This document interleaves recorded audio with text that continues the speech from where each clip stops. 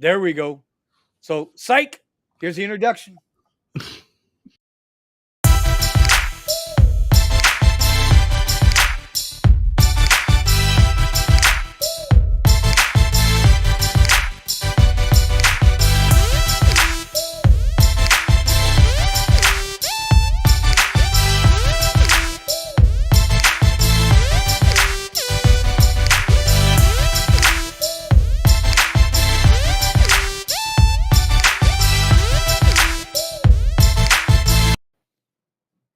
Yo, what's going on, everybody out there? Welcome to the Rideshare Garage.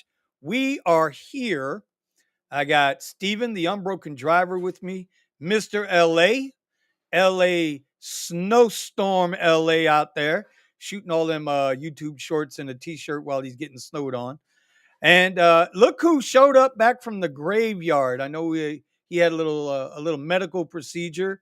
He tried to install some height implants in his kneecaps, but when they got in there, they found a whole bunch of jet paraphernalia from New York. So they said, the hell with this guy.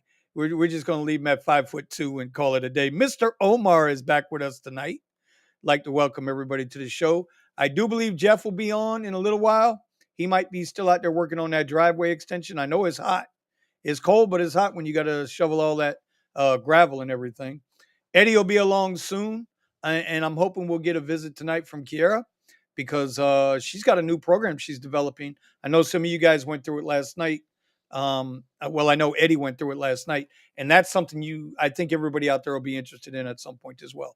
So, the Unbroken Driver and Driven by O. You know, y'all got some Uber names, man. What's with the Uber names? Okay. I guess I have no excuse. I can't. It was supposed to be a driver. Yeah, it was supposed to be. I made the name specifically for a driving channel, and I wasn't really. It comes from one concept from one channel, my Unbroken Asset channel. I have no excuse. And what about Driven by O? Wait, whoa. Time out. Whoa. Excuse me, y'all. Excuse me. Hold on. I got to find my little sound bits here. Oh, wait a minute. Omar, what in the hell is that you got in your background? Breaking news. There is no way the Jets have picked up raggedy ass Aaron Rodgers. We are not going to into a sports show. Breaking news. There is no way. Nah, bro. No. Breaking news. No. It's a wrap. You know, Aaron Rodgers is going to pull a Brett Favre on y'all, and that's going to be that. He's probably got 3 broken toes and 2 split ribs and what? Let me warn you, Vinny. Real quick. Vinny. Follow everything you say about Brett Favre with allegedly, because he's suing everybody for defamation. So allegedly. Oh, okay. Big Wes in the house. Hey, what's going on, Wes? Straight in from Phoenix. That's my guy there, bro. Let me tell you something, Wes. All you got to do is send me your email, bro. I'll send you the link. I'm so ready to get you on the show. You are with us every morning, and you're always here with us on Wednesday night. Omar, how'd you get your name, bro? How'd you get your YouTube name? So, the whole thing with Omar being my first name, everybody just does the O thing, and I never really got into it until I got a little bit older, and I realized I could do a lot of play on words with Omar. You know, you like to make fun of my statue because I don't fill up the chair as much as you do, Vinny. So, so everybody calls me the Big O, and that's funny, right? Because, the big people, they call them tiny. They, you have friends that you call Tiny J or Tiny whatever because they're big. So the little guys, they call big. Everybody calls me Big O. And so I just kind of ran with it. So a number of my channels are by O, Trade by O, Drive by O. And then the next one, the big one that I want to do, the fabrication one, is Design by O. That's the one. I've actually had that since college because I went to school. I went to, a tech school. All right. Well, listen, I'm not the only one taking a shot at you. Uncle Richie just took a shot at you too. It's actually the New Jersey Jets because they don't. But I don't blame him. He's just upset because now there's going to be some real competition coming. So Oh, we're not going to turn this into that. All right. No. But I will say one thing real quick. I will say one thing. Oh my God. You were asking your question. No, you were asking your question, Vinny. Okay. Yeah. Today he announced it on the Pat McAfee show. On Pat McAfee show, they had 500,000 people watching. I was thinking to myself, what's the limit on YouTube? And well, we found out live. So that's the level we got to get to. 500,000 people watching our show. Shit, dude, it's only about freaking 500,000 people in the whole YouTube driver. Anybody who pays attention to YouTube channel space. Oh my God. Oh. What is this? Hey, you might be in some trouble tonight, Steven. We got the whole South Florida family running through here. Yeah. Klaus Morales, Klaus, the Amazonian. What's up, small fry? He ain't talking to me. I'm 5'10", 220, bro. I can bring the weight. I ain't fat either, like some people. I'm 5'11". I am pretty fat. I'm not gonna... Oh my God. Well, you know what? I'll tell you what. I got some pounds left. Steven, you and I could stand a few pounds, and we can donate it all to Omar. And I'll just turn it into muscle. So. Oh yeah. Okay. All right. So I want to start with Steven tonight. Let's get serious for a second. Steven, you had a situation, brother. You wanna talk about that tonight? I don't know. I know I'm hitting you out of left field, but I don't know if you want to discuss that or not. I mean, I'm fine with discussing it. I had an accident on Monday. I was geared up, ready to go after my W-2 job, and I was ready to get out there. Yep. Be careful. Yep. You're wording it correctly. Go ahead. I don't know what you mean, but yeah. I was geared up, ready to go, and try to make as much money as I could, and cover everything that I was going to be doing for the week. And I think I was in my third ride in Beverly Hills, and what's it called? We had an accident with some dude, and the side car of my car, the rear back right end door, the panel from the center up toward about the front door got smashed in.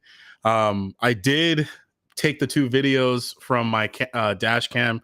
I always have a dash cam because I wasn't paying attention to the video inside of the car, and it only circles an hour. I thought it fills up my whole 32 gig USB drive. It doesn't. We're talking about the Tesla. Yeah, the Tesla cameras, not the. So, and plus it doesn't record inside.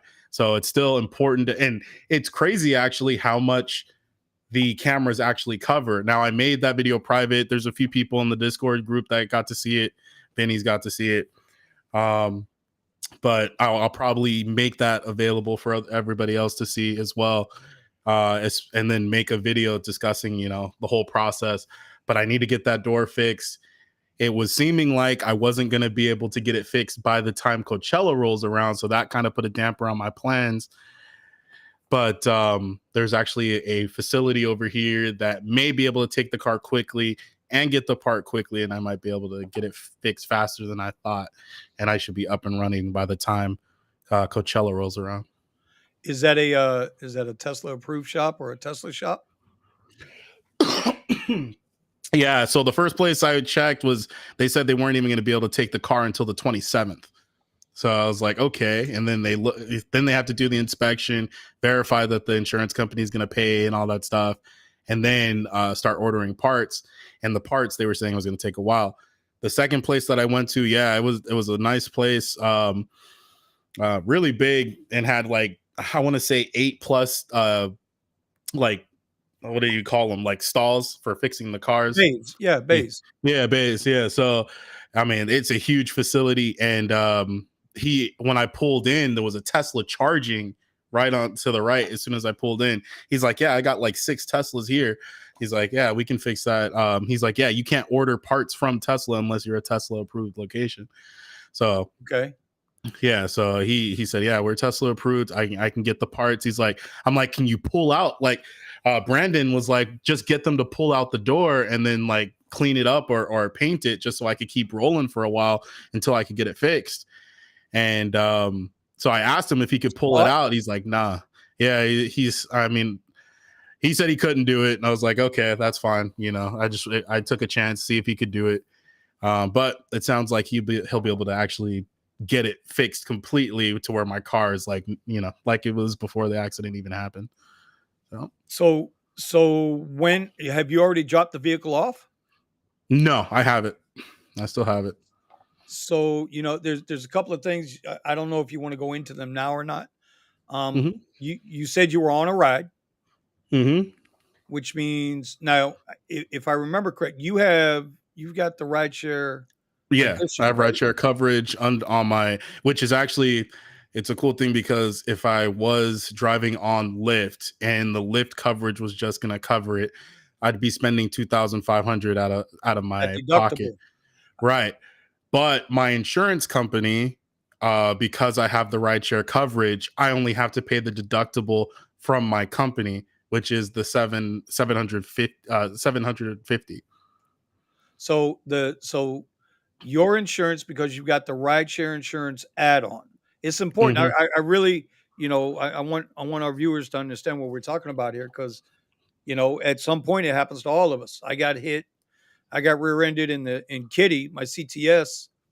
Oh, geez, 2017. I don't know if Omar, when you remember that, when the guy hit me in the airport, the kid hit me in the airport because he wasn't paying attention, and then they had to the airport security had to they stopped me as I was coming out of my car because I was going after him. I was going to snatch him right out of his goddamn car right there at Terminal 3-4. I was going to beat his ass because I saw him. I went by him. He was, you're in town, you're in town, you're in town. Next thing I know, I'm pulling into the pickup area. Wham! Now, bro, when he punched it, he couldn't have been no more than 150 feet behind me. So the whole, anyway, it's neither here nor there. The point is maybe you can discuss a little bit about the insurance since you're actually going through it and the benefit of having the additional rideshare coverage. Well, who's at fault here, Stephen? So far, they're still doing the investigation.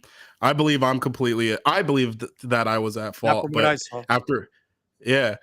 And so it's funny because when I was listening, when I gave them an explanation, she actually told me it sounds like he's partially at fault too. So same thing, just from the description. I hadn't even shown her the video yet. So then when I go back and watch the video, you see the guy speed up and block me from being able to get into the lane. So Right. And then when you see the front view camera, you see why I can't just blast in front of him. There was another car with the trailer in front of him, so he just sped up enough to make it where I couldn't get into the lane. So And you're saying? I'm a little confused. Were you traveling along the road? You were already established on the roadway, and was this other person trying to Right. get into the roadway with you, or how did that work? We were both. So I was in the second lane from the right. He was in the first lane. I was trying to get over so I could turn right. I was trying to get into that lane. He had a car with the trailer. Actually, the car with the trailer was in front of me, and he was able to get over. So I was trying to get over, and he was just at the tail end of my car. So I tried to push up in front of him so I could get in front of him, and he sped up and got like right along me, so I couldn't get over. I was thinking I could turn into the second lane as I was coming out. Stupid move. And his lane didn't have to turn. It could go straight. So I'm thinking he's like trying to press so that he could turn. And I come in to turn, and I guess he was trying to go straight. He hits the back quarter of my car.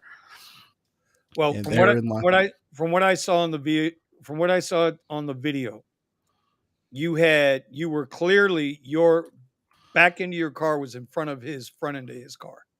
right. That's what I saw.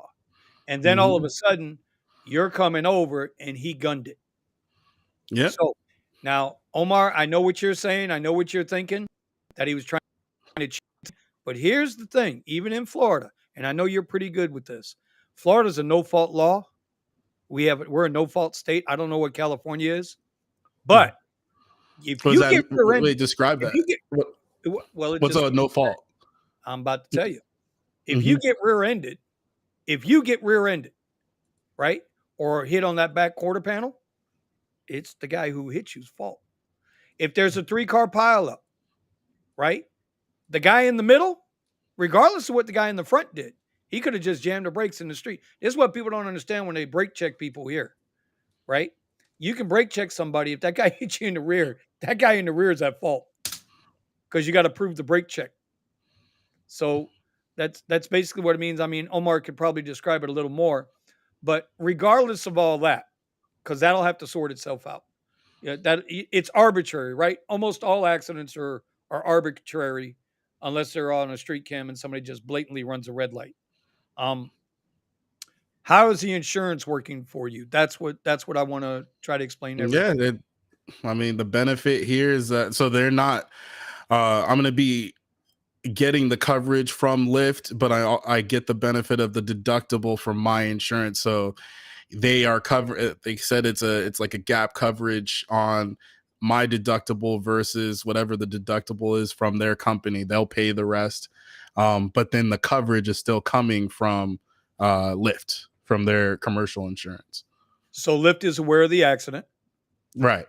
Now, were they made aware of the accident because you let them know, or were they made Yes. aware of the accident because the rider let them know? No, I let them know, and then also when I told my insurance, they immediately let them know. All right, so you covered your ass. Oh heck yeah! Told them everything. I mean, there's no point in having rideshare insurance if I'm not gonna be able to use it when I need it. And then it's like, and you know, I just wanted to I made sure I was covered before everything, it started in the first place. But then on top of that, I got all the information that I thought, was pertinent at the time, and gave my statement, for the accident. The dude, I wasn't sure what exactly he was getting at. He's like, how do you want to handle it? We just exchanged information and went from there.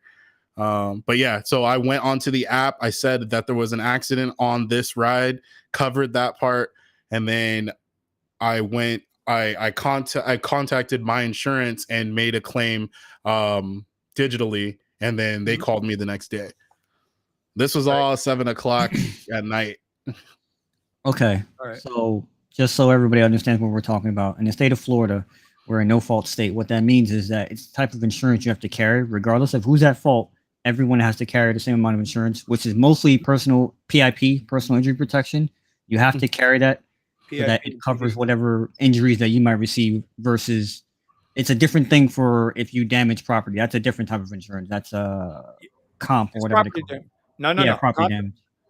Property damage. Yeah, FDMPD is the minimum insurance here if you own the vehicle. Right. So there are 12 states. I just Googled this right now. I didn't know about how many states were no fault. This is actually a good conversation. So I just Googled it. It says, as far as Google's telling me right now, 12 states have no fault insurance. California is not one of them. And drivers can opt out of a no fault policy, which is interesting, in Kentucky, New Jersey, and Pennsylvania. That's really interesting. I wonder how that works. But that's basically like a minimum of insurance that you have to carry. That's why our insurance is a little bit higher, or no fault insurance type states, I believe, are a little bit higher just out of default, because it's like everybody has to get insured, and it's like you're assuming the worst. That's what the idea of no fault is. Like, even if there's nobody, whatever the case may be, you still have insurance. At least you can cover yourself. Yeah. Yeah. But it sucks though, because your insurance is already high and it can get higher. Mm-hmm. I shouldn't say it sucks. I shouldn't say it sucks. I shouldn't say that. I'm sorry. Well, no, because if you're in an accident, and Klaus just backed up what you said, what I was talking about was something different. Okay, but what's good about it is if you're involved in an accident and the other driver doesn't have insurance, or their insurance is lapsed or canceled for whatever reason, you're still covered. You're still covered. The car company is still required to fix your car because your insurance is there. Also, Florida has an option to carry BI. Ain't nobody BI here, Klaus. Yeah, bodily injury protection. Well, on my truck, I've got the max coverage, just because I know I'm carrying people, man. You just max it out, dude. I mean, but I think insurance for me is on my truck. I think I do have uninsured motorist, by the way. Oh Richard. Yeah. That was one of the most important things for me to have on my policy, especially in California. I just drove down the street and saw a car. I captured it too. Maybe I'll make it into a short.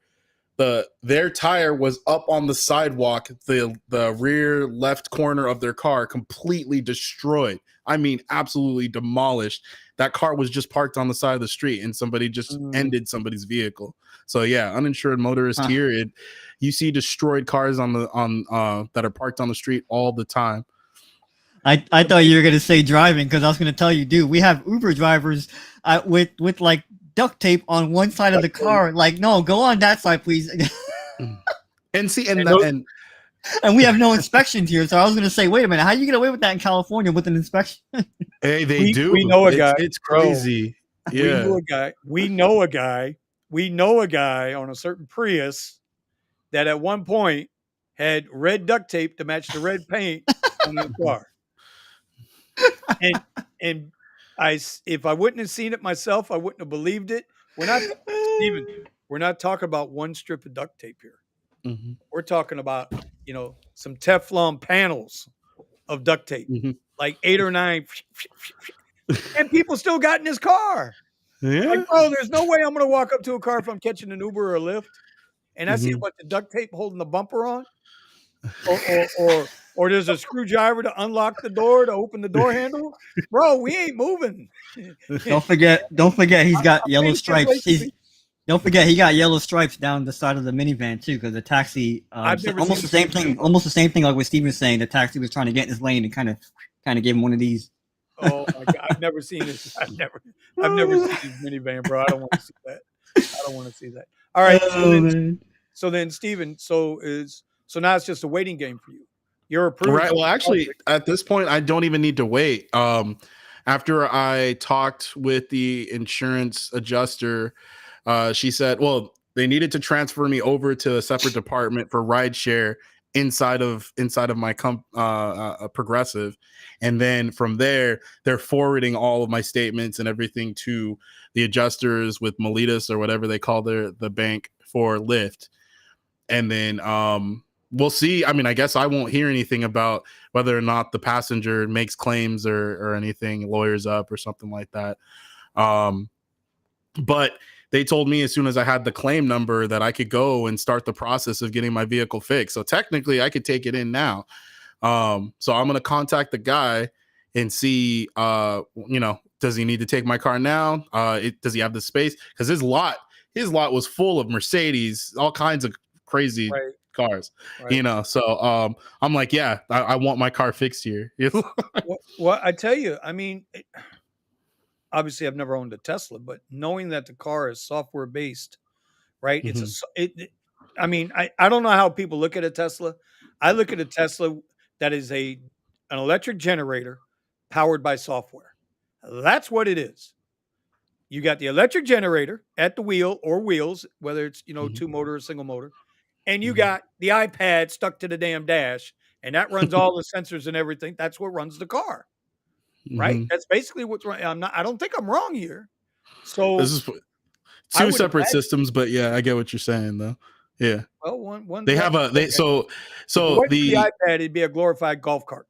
Now let's call it. Well, yeah, you can shut that system completely down and still drive the car. Yeah, then you got a golf cart. Yeah, I like when I go to reset the car, if I take my card and tap it in the center, I can take off, and so I won't see the speed and all that stuff, but I can still reverse, I can still drive. So the system for driving the car it gives you information on the screen, but the screen is more so to interface with all the air conditioning and all the that's where I was driving to. Yeah.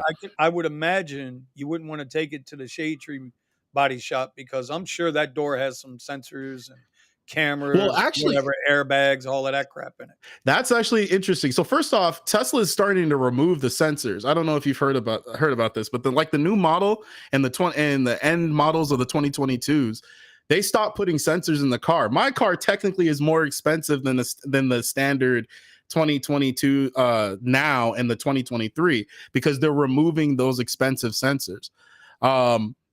They're focusing more on the cameras in order to capture things and to measure distances and everything like that. So fortunately, him hitting me in the side, you can see the sensors. They're on the front and back end of the car in the bumpers. So I'm not, as far as sensors and picking up stuff on the side of the car and whatnot, don't think that there's anything in the doors. I don't know though, so I'm not gonna act like I'm but I did find out, just doing little bits of research here and there. My dad did the same thing. I can get the shell for the door for $500. Like, so really, to get it looking good, at least looking good, back to where it was at, not a big deal. In fact, he found it in black, $500 or less. Now, taking all the guts out of the door, taking it off the door, the hinges and everything, putting it all back together, adjusting it and all that stuff, that's a whole nother thing.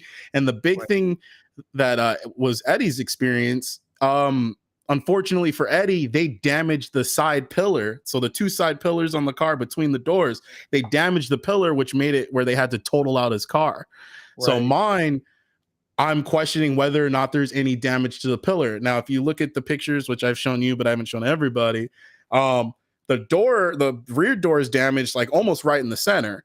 But then there's scrapes. Yeah, but then there's some scrapes right to the front door, which gives me a little bit of concern that possibly could that pillar have been tweaked. I don't know. But when I take it to this professional shop, they'll be able to say, okay, yes or no, All right. So then my next question will be after that, like everybody gets asked, just like Eddie, when Eddie's truck went down, they had to replace the starter, which incidentally, and when he gets on here, y'all can ask him. I told him it was a goddamn starter from Jump. But anyway, what do I know? What do I know? But are you going to rent? Are you going to go through Uber and rent a vehicle while your vehicle's down? Or are you going to wait? So I was thinking about doing that. I don't mind grabbing a Model 3. And yeah, if I go and grab one of those cars, then it's just going to be, I'll be stuck to Uber until I can get my car back. I'm still kind of filling out how long this is going to take, because it's sounding like going through this shop, it's sounding like I might not be out of my vehicle for too long if they're as efficient as they seem like they are. So if they are efficient, it's going to take less than a week, then I'm not really in a rush to go pay a bunch of money on a rental. Gotcha. But I'm still in the wait and see phase right now, because I was going to go pick one up today. And then I saw this shop this morning, and I went and asked a bunch of questions. I got his card, and I'm thinking I'm going to be able to work with him and get my car fixed pretty quickly. All right. Y'all two talk for a minute. I'll be right back. Steven, whose car is this? So it registered owner is my brother, but it's my car. Okay. Mm-hmm. That's what I was concerned about. That's what we were talking about on Discord a little bit. And I was like, wait a minute, whose car is this? I thought maybe it was a rental. And I'm like, man, if it's a rental. And that's interesting. I'm wondering, I always say that I'm buying this car, and yeah. Yeah, no, actually somebody asked me at work, is like, oh, is this a rental? I'm like, no, this is my car. So, what's the weather been like over there? I keep hearing bad stuff about California. Is it bad your way, or is it more bad northern California? Yeah, the last 2 days have been rainy. And actually, I was kind of disappointed, because Monday was overcast, right, and it was looking like rain, but it wasn't really raining. So I was like really getting into the groove. I love driving in the rain. I have no issues. I keep plenty of space. And I love that my car is, all-wheel drive. So it gives me a little bit extra comfort in handling, when it comes and things like that. But normally I like driving in the rain, because one, usually less people are on the road. But two, I can usually handle myself in driving in the rain. Your Tesla is all-wheel drive? Yeah. Really? Yeah. I see, and this was the interesting thing. I started taking pictures and I put them in the group, right? I thought I made it clear that I had the performance, because the performance is dual motor, and it gives it all-wheel drive. So Eddie didn't realize. He's like, you have the red calipers. I'm like, yeah, it's a performance. It's like, so yeah, the performance has either you buy the one that's dual motor for the Model 3, and it has the little badge that says dual motor, but then it'll have a line underneath it in red if it's performance when you're looking at the back. However, they have those decals or not even like badge symbols. You can buy them on Amazon. So people will fake that they have, the the Plaid or whatever, because they just throw the badge on the car. And then it's kind of hard to tell because then you have to go into the interface on the computer and see what exactly it is.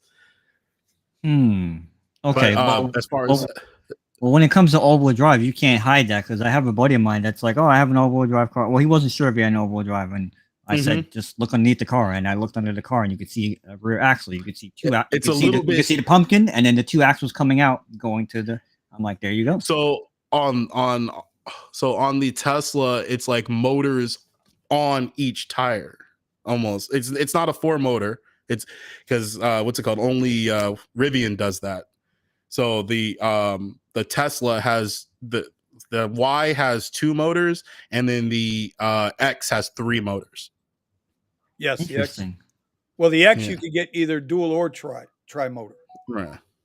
But if you get the higher end version, it's tri.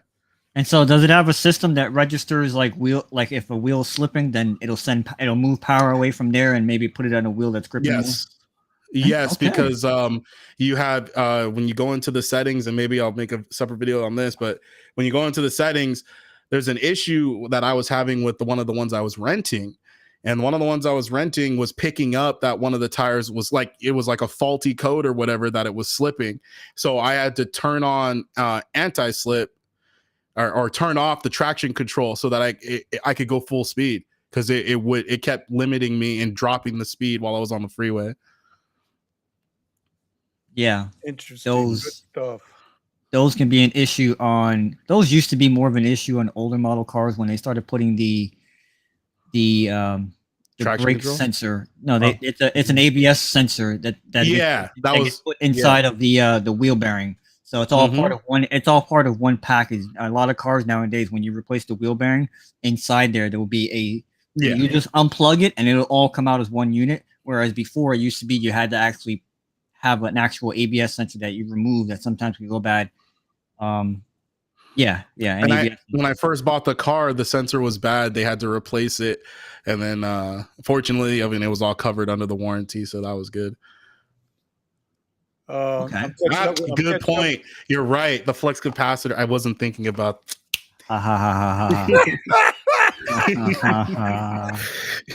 Hey, but here's the question though: do you know why it was 88 miles per hour? Was that the highest it could go? I don't know. This is a legit thing, even if we are talking about the flux capacitor. Do you know why it was 88 miles per hour? Does anybody out there on the show tonight? Do you know why the flux capacitor? This is one of them things. If my kids was around me, they say, "Daddy, this is why we say you are full of useless information." But this is actually not useless. This is really, really good. If anybody out there can tell me why the flux capacitor had to be 88 miles per hour, I will pay Kiara tonight for one of her ebooks, and we will send it to you on the Google. We're gonna start it now by 10 o'clock. Why did the flux capacitor need to be 88 miles per hour? Yeah, but Vinny, they're gonna Google it. I'm sitting here right now with my hands up. I'm not Googling anything. I'm thinking about it. Google it. No. I gotta put everybody on there. I gotta put everybody on their honor system. Beyond 9. Thinking about it. I'm trying to go through everybody's all the comments here. I'm gonna get back to them in a minute. But Beyond 9's asking, where's Eddie? Bro, Eddie's probably driving South by Southwest right now. I mean, and I thought about spring break tonight, but I love y'all, man. I love y'all. Spring break has been slow for us here. It's been slow. Remember. Damn, I'm good. And I can't have you hanging out by yourselves. I mean, well, you know what though? We took some steps. So I know a lot of you guys don't know. We use Restream as our broadcasting, and it costs like $50 a month because I can link in up to 10 channels at one time. Plus, we can link up to another 100 channels can link into the stream as well. So we can have 110 channels going at one time. But I bumped, Eddie has been an admin because he uses it for his stuff and then, the trading stuff in the morning. But I bumped Steven up tonight to become an admin. So now he can be able to use it for his, and Kiara also. I'm assuming once she gets back south, she won't be so shy to come back on camera. You know, from what she told us, she'll be back next week. Now hold on, Klaus. Now you taking just a little too damn far with the flux capacitor. 1.21 gigawatts to activate the flux capacitor and break in the time barrier. But that doesn't explain why it needed to be 88 miles per hour. At 10 o'clock, I'll give you the answer. But if nobody comes up with the answer, then ain't nobody going to get Kira's 20. And let me tell you, that's $20 that's going to come out of my pocket. Okay? I'm just saying. So, anyway, some of the other stuff going on. Omar, what's going on with you, buddy? I heard you had a little procedure, man. I don't know if you want to talk about it or not, but how you feeling? I still kind of feel a little bit like crap. I'm not really happy with some stuff, but that's neither here nor there. Well, I did try. I thought you were limited on how much you could lift. Are you limited on how much you can lift? Again, this is part of my frustration. There's some things that I don't know, and some things that I were told that are not adding up. Like one thing I was told was I was made to believe that the recovery was going to be like nothing. It was going to be you're going to be doing this and doing that, and the first couple of days really sucked. I couldn't even drive the first weekend. Yeah. So. I think you're milking it. I think you're milking the injury, milking the surgery. You know why? Why? Because you put on that 150-pound bag of garbage, garbage bag for a shirt tonight. And I know that shit had to be heavy to lift up. Hey, and if y'all Jets fans out there, just unsub me now because I will rail the Jets until the day I die. You know, all love though. This is the peanut gallery speaking right now to the upper class. It's okay. I'll let it slide. Since when did the Jets ever have class? Because we know New England's going to be in the basement, and probably Miami wants to join them. So, anyways, somebody's smoking drugs. Dolphins go to the Super Bowl next year, bro. What the hell? Anyway, with Tua, damn right. Tua's going to get him a Super Bowl before he retires. Anyway, I did drive last weekend a little bit. Just little bit by little bit. I took it in stages. I said to myself, let me see how I feel for an hour or two. I had the heated seats on, not all the way, but I had them on because that was kind of the only way I could do it. And then I would take breaks every so often. Then I got to a point where I was like, all right, now it's really bugging me. So I went home. So it was slow for me. I'm not seeing this surge of people that we normally get. And it's only a little bit in Fort Lauderdale and a little bit of Miami after a certain time of night. And so, I mean, don't get me wrong.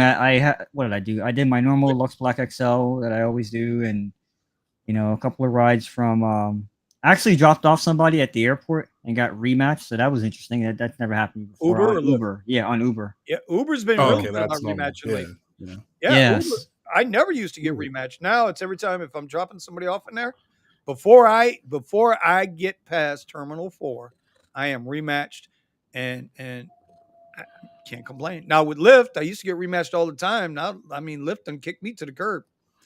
So one day, I think I worked last Monday. I went to is it Monday or Sunday? Sunday. I sat at the airport, right? I was number one in the queue on Black XL, and I was just letting everything go by. It was absolute trash. And then I was sitting there waiting for an Uber. I don't remember what ride I took because I was sitting there thinking to myself, like, what am I looking for? Because I'm getting lowball here, and now I'm sitting here wasting time. So it's one of those things. And I forgot what I ended up taking. I ended up taking like a $50 ride. I forget where. It ended up paying really good because I got tipped out on it. Well, let me ask you. Do they always give you one ride with Lyft? Like is it different than Uber where it gives you 4 attempts before it puts you to the back of the queue? Well, here's Lyft the thing. only give you one? So no. That's not what we're talking about, Stephen. Hold on, but that's not what we're talking about, Stephen. We're talking about when you're taking somebody to the airport, you drop your slingshot. Yeah, the rematch. Yeah. Right.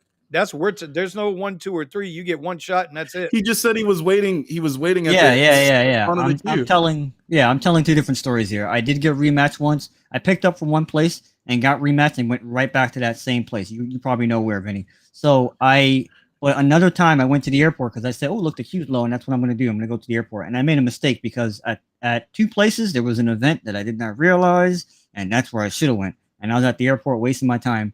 I took a good ride, I know that, but it took a while I was sitting there. So to answer your question, Steven, under normal circumstances with Uber, I think you get 3 You get tries. 4. 3 or Yeah, 4. 3. Yeah, 4. You get 3. Yeah. Yeah. So you With get the first one, the second one, the third one, and then the fourth one is either you get the fourth one or you get to the back. With Yeah. Lyft, I'm trying to think if I go right back to the end of the, or if it's 2 tries. And again, I'm trying to think about it because the reason I say that is I don't really know it for sure because I don't go to the airport normally. I only go when the queue is low and I can get in and out. And here's the thing: sometimes I'm on my I way only to go the for airport. Uber. Sometimes I'm on the way to the airport. I live close enough to the airport that there's no cars, 0 cars. I get requests from my house. Yeah. But if there are a couple of cars in the you're queue, not that close. You're not that close. You're about 4 or 5 miles away. depending on which way you go, if you go up Federal, I'm 6 point something miles away. If I take 95, I'm like 8.5 miles away from the airport. So see, that's crazy to me. Like Jeff was telling us too sometimes that he'll be. I think he says he's close to the airport where he lives, and he's sitting at home, and all of a sudden he'll start getting requests to the airport. Yeah, and I'll get give you this requests. one. I'll give you this one too. So if I have XL on Lyft, if I have XL and Lux turned on, which is like never, I will get requests from my house to the airport. Constantly. Probably, I could probably even demonstrate it right now. Let me see if Lyft is even if there's even any cars in the queue. Right, well, it's 9:30 right now, my time, so there's going to be cars in the it's queue. loaded. It's loaded. Yeah. It's loaded. But what I'm getting at is that now when it comes to Lux Black, I can get about a third of the way to the airport, and I'll get Lux Black requests. Okay. And now what I'm trying to figure out is why am I getting these requests? Because the day in question that I'm talking about, there was like 9 cars in the queue. I'm like, why am I getting requests? Because I think it's because down. yeah, I think right.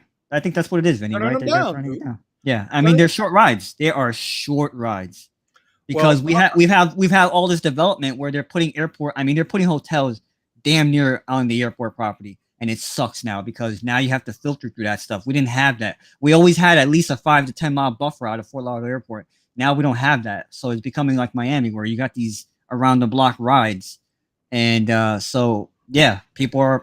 I was in the airport, Vinny. Right, there weren't a lot of cars there the other day that Sunday. It was Sunday night, and there weren't a lot of cars in the airport. I'm literally watching guys, and I hear it, bing, bing, bing. You can hear everybody's car just bing, and you can see guys together like this, and they're speaking Spanish. They're speaking Spanish to each other. No, eso no coja eso muy barato. No. So, they're talking to each other and like I don't know what's going on. Some weird communication was going on with some people. There was one guy I saw there with me, like maybe 20 feet from me, and I'm watching him, and I'm going to myself, "That's a Black XL.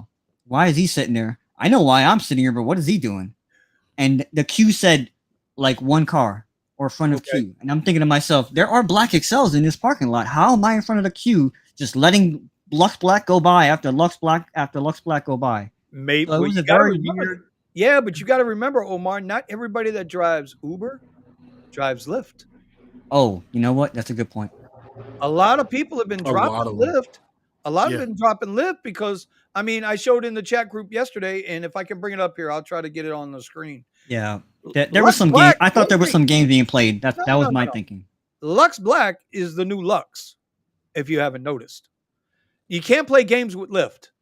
When it comes to the bonus, you can't play games. You can't play games because all of us get the exact same bonus as far as across the driver platforms. Now, as I've sent to Sergio, not all of us get the same bonus at the same time. You and I have seen that happen between you and me, Omar. I'm starting to see it a lot more now. But I've also seen it with Fireman Mike. He had like a $12 bonus going, and it was showing me 4.5. And they're sending me the rides, and they ain't sending him shit. So decline. Anyway, hey, everybody out there, if you wouldn't mind, whatever channel you're watching the stream on tonight, if you could hit the like button, we'd appreciate it. If you want to share it out, that's a bonus. Try to catch up. I know Jay's in the house. I know Lamont's in the house. I wanted to get way back to his original comment, and because I think it's something we can actually talk about tonight before we get into the hot topic. Good evening, guys. How are you driving ride? How are you driving rideshare for 7.5 years? Now 5 stars on both apps. Let's give it up because Ain't a lot of us have 5 stars on both apps. And then again, there's a lot of us that are. I've come to the realization Lyft by far is a way bigger crook than Uber. You guys' thoughts before I it's splitting hairs. For me on Monday, Lyft is the bigger crook, and then Tuesday, Uber is the bigger crook. It's just splitting hairs. But I mean, yeah. I mean, So you think? Go ahead, Steven. Sorry. I was just gonna say that it really comes down to the fact that Uber just leaves themselves open in a sense to more scrutiny or more being able to discern which rides you're willing to accept and which ones you're not. So if I'm willing to sit there and wait, I can choose better rides. And a lot of people are gonna figure that out with Uber, where Lyft doesn't give you that option at all. But it's just another form of manipulation. Now, some people are going to be able to take advantage of it, but not everybody will. Not everybody will be patient enough for it, and that's where they get you. That's where it's like, okay, I'm going to throw you a bunch of rides that are only $20 an hour rate.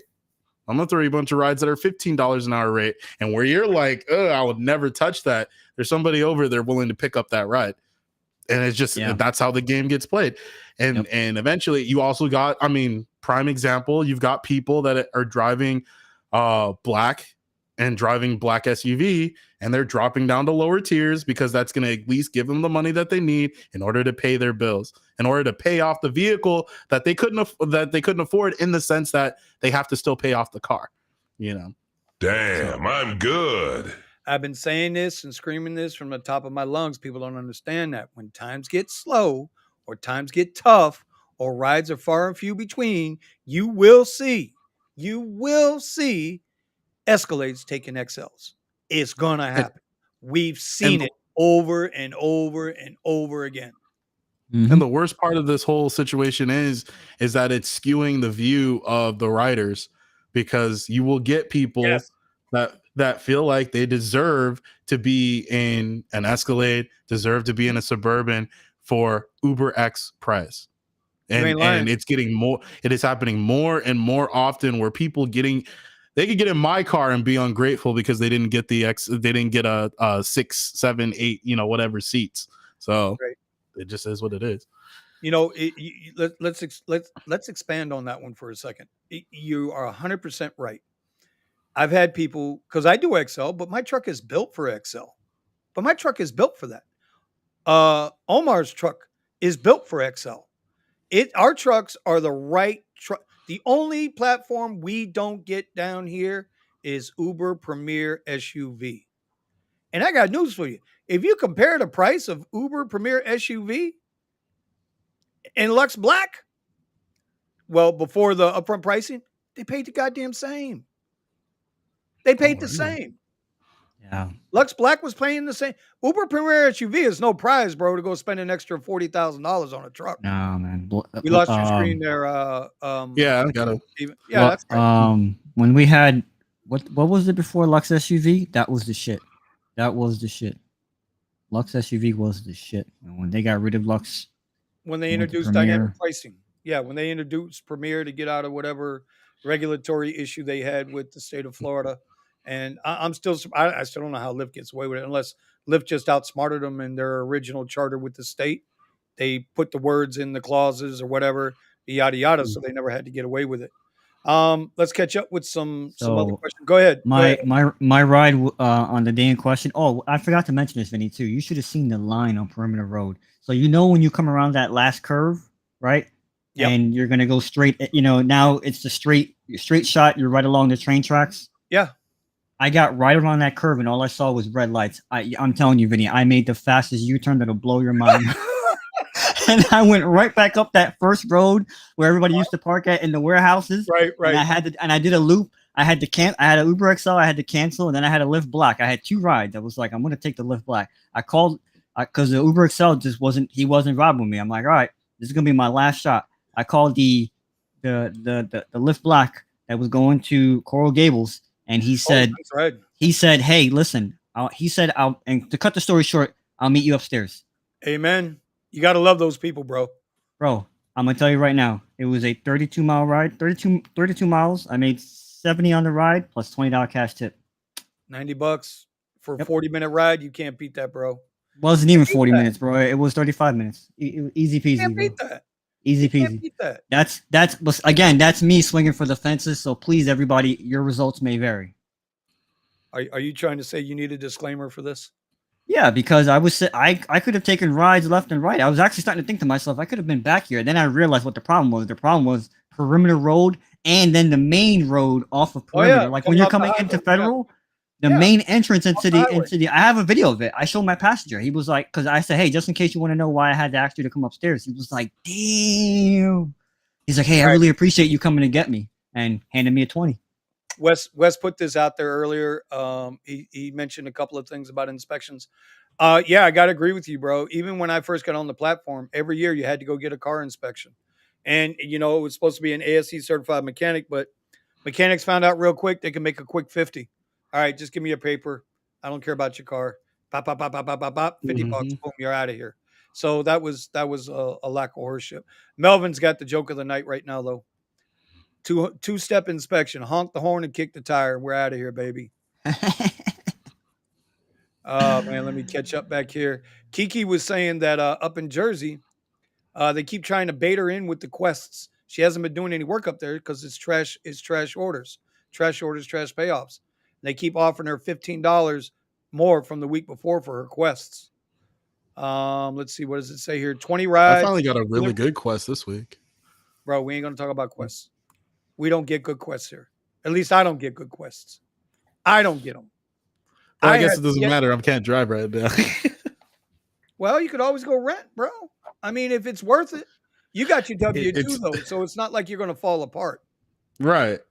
But how are you getting back and forth to work now? You're driving your car, right? I'm just driving my car. Yeah, I can drive my car. It works fine.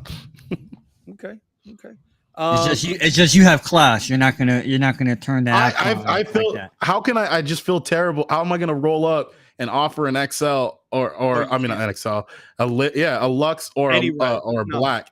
It's just, and you see this giant mark on my door. Like, nah. You have bro. Yeah, you have class. Yeah. So, I got to hit Rob D first. Rob D's like, that's what they do in West Palm Beach, the Cuban club. Orale. Let's go, man. Do not take that ride, bro. Don't take that ride, bro. I'm telling you, man. Don't do that. Don't do that. No bueno. All right. Kiki's also saying earlier, I'm catching up. Sorry, Kiara, I'm a little late. The cat cameo by Steven. Lamont came back with upfront pricing by Lyft. By far pays lower than Uber. So this has been my experience. Lyft has gotten really bad. Like they truly did give us for like that first month with upfront pricing, bro. They were spot on. Now, like I said, Lux Black is the new Lux. Lux and XL is damn near what Lyft was originally when I first started 7 years ago with them as a regular Lyft basic. I mean, Lyft is trying to give rides 37 miles. This was a ride that came through yesterday, and I laughed. I mean, I literally just started laughing. Ain't nobody in the car with me. Well, me and whatever was on the radio, that was it. It was 37 miles, 45 plus, $45. And it was going all the way down to Miami at like 5:30 in the afternoon. Kick rocks. I ain't doing that for nobody. Because that rush hour traffic coming back. And normally, if I get trapped down in Miami or if I get a ride down there that makes sense, right, I'll come up A1A. And I'll try to get all the way back up A1A, all the way back up into Fort Lauderdale, right? But even that traffic, bro. Omar, what do you think 5:30, 6 o'clock coming out of the Lowe's, which is South Beach, right? Coming off South Beach to get back to your place in Hollywood is an hour 10, hour 15. When I used to have I like the way Steven's putting it, a W-2. When I used to have a W-2, I have a different way of putting it, and I'm not gonna do that. When I had my W-2, it got to the point where I was like, you know what? I'm just gonna take A1A back to Hollywood because it will take me 45 minutes just to get off the goddamn beach and to get onto. You have to take the bottom bridge. You can't take the top bridge because you have to get to the entrance of the express lanes, which you're going to have to pay $11 for, and you'll still be stuck in traffic. I said, for me, the way I look at it is any 5 miles per hour is better than 0 miles per hour. That's the way I look at it. And at 5 o'clock, 6 o'clock in the afternoon, if you're stuck in traffic, if you're moving, even though the beats are slow, taking A1A up is slow, you're moving. Taking 95, Right. you're not moving. You're not moving, bro. It's insanity. It's insanity. And you get the opportunity to catch rides coming back up. You know, So you can still work, and as you're making your way up, you can't do that if you're stuck on the highway.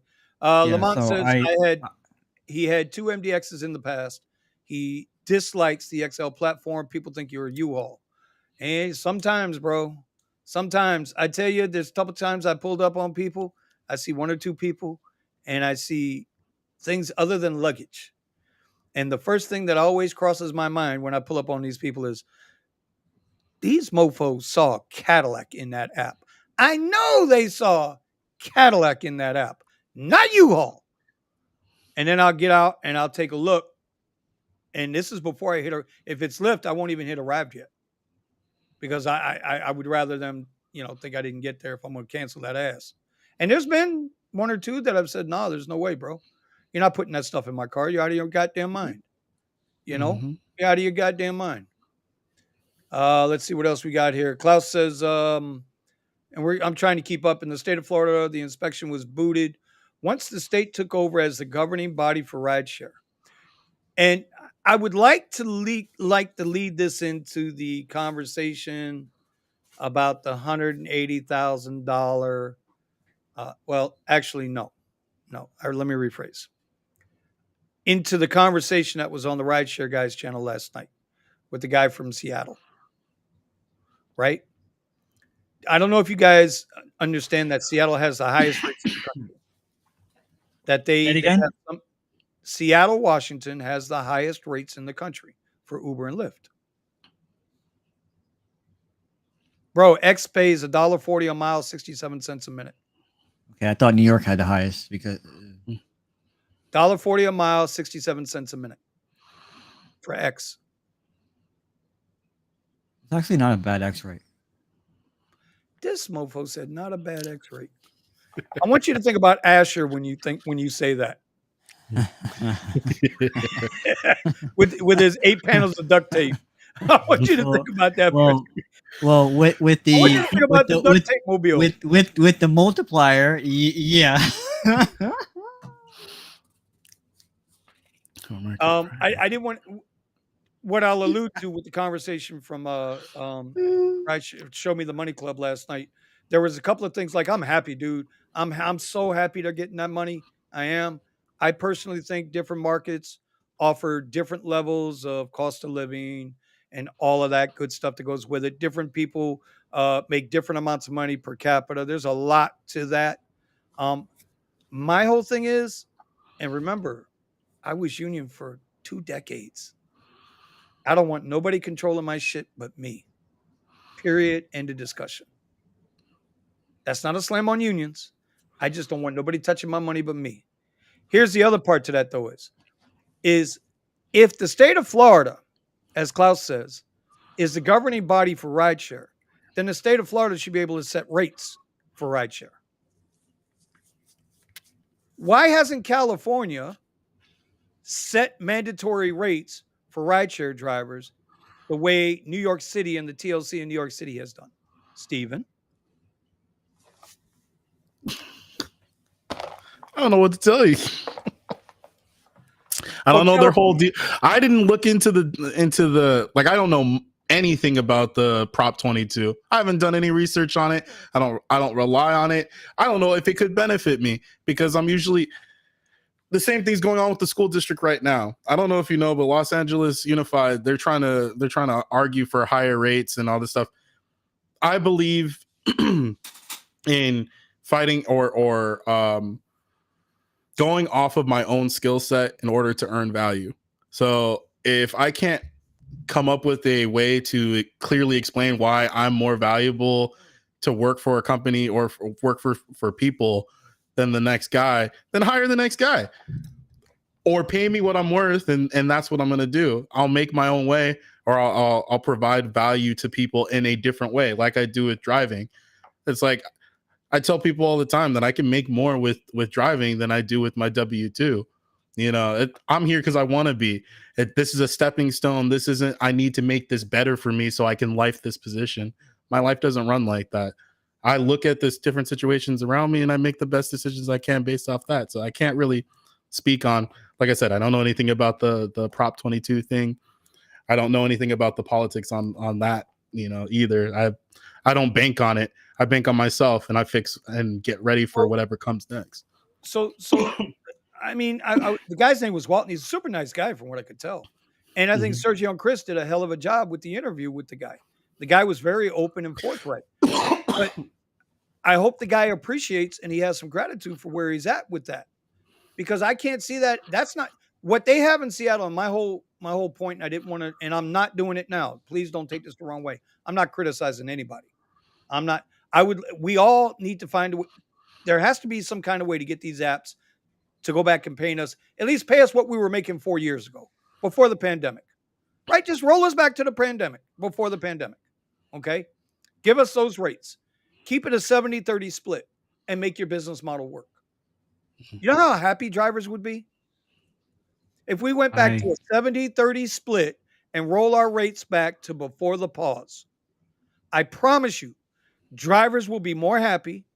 You don't need union interference. The thing is, though, the companies that got bad business models. It's evident. You look at their stock price and you'll see it. And they're about to get punched in the face again. Well, here's the thing, really, and I'm not pushing back on that. I kind of agree. I also want to bring the multiplier back and the prime time back. But my thing is that I don't know if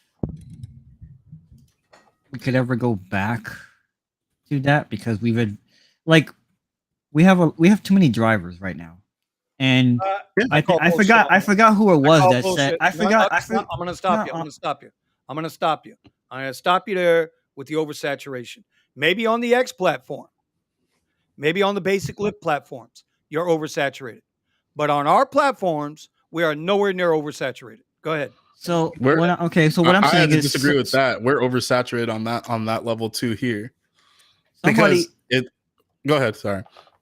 Okay, I'll let you make your point. I just wanted to say that I don't know who it was. Somebody said that drivers ask for this upfront pricing that we have right now. I don't know where that comes from. I can believe it.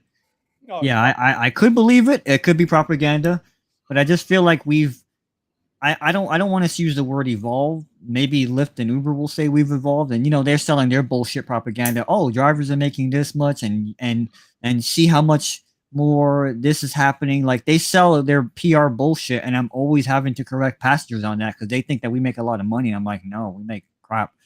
And so I would like to go back to a 70-30 split, like you said, Vinny. And I'd like to tack, if I could, in a better place for me would be bring back the multiplier. But let me ask you a question. I'm not sure. Like you said, how do we get back there? I don't know the answer to that question, and I'm not sure if I agree with if I want the state to impose rates. I'm not sure if I want that either. They impose rates on taxis. If Florida is a governing body for rideshare, as Klaus said, I didn't know that. I didn't know that was the reason why inspections got kicked out. Because to me, Florida governs taxis, limos, every other for-hire vehicle. And if they're governing us, then why hasn't the state stepped in and said, okay, especially the blue counties, Dade County, Broward County, Palm Beach County, Orange County, Osceola County, and I don't know what the county is out in Tampa. I don't even know. Pinellas County. Okay. Why hasn't they? Because they're the ones on the blue side of the aisle. They're pro-union, which is fine, right? Why haven't they advocated and lifted their standards up? They limit the amount of cars that can get medallions, right? I know that for a fact. So here's the bottom line. Rolling back the rates to before the pause in a 70-30 split. Now, where Uber and Lyft kind of messed up here is now we know they can give us upfront details. Okay. Well, not even a mess. They can still but they let people that didn't know that they could give it. Well, they one let thing them- one thing we do know for a fact is that they are stealing from the top and the back. We know that, and I've actually had passengers who were a little, right here. Hey, can you? They wanted to request me again, and so I literally could see what they were paying versus what I made. I was like, It's craziness, right? Craziness. Mm-hmm. I just think if we went back there, Omar, I did get a multiplier ride though the other night, Saturday night. I got one. I talked about it on my video the other day on on Uber. Yeah. Nice, Yeah. very nice. It wound up.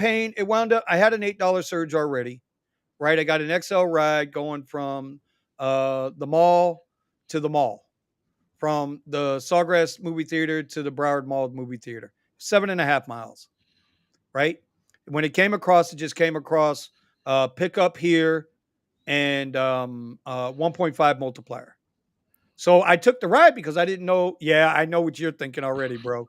You'd have chopped the shit out of it because that's what Omar does. But anyway, no, listen. I picked him up. I wanted to know which way was going to pay better. If it's 7.5 miles, that's 16, and 8 is 24. The ride paid out 25 and change, no tip. So the 1.5 multiplier paid out more. I think it was 25.20, something like that. Anyway, Melvin, yes, we were salivating over those rates because I'd love to see all my X and Lyft brothers and sisters making those Seattle rates. I just don't know how many markets could support it. Yeah, does Waze still have that? Does Waze still give you a choice like ABC routes? I don't use Waze. I use Okay, Google because Maps. that's how Outside of the that's app. how I don't use that's how Google a certain Maps. somebody would choose. That's how a certain somebody would choose their routes. We're going to keep it moving here. Randy Lee wants to know, what union job did I have? I work for Design Display and Allied Trades, local union 1175, District Council 78. Here in the state of Florida, we are attached to the Painters International Union out of DC. Here's the trick. Our union, our local, was fully autonomous. We negotiated our own contracts. I sat in on 3 CBAs. I was a senior trustee for about 14 years, was a shop steward, and I was a job foreman. I did aerial suspension work. So if it hung in the air, when you go to the auto show, you go to the boat show, you look up, you see the signs, you see the truss, you see the lights. That's what I did. I did that for 21. Anyway, moving on. I was also an apprenticeship creator and instructor. I used to teach OSHA 32, both 500 and 501. So OSHA 500 was your building trades. OSHA 501 was your general industry. Anything else you want to know, bro? I could teach you all about ergonomics. I have a degree in adult education. I mean, I could go on, bro. You know what's funny, Vinny? You were just talking about driving a goddamn Uber, fighting with these bastards for a ride. But you know what the difference is? You know what the difference is?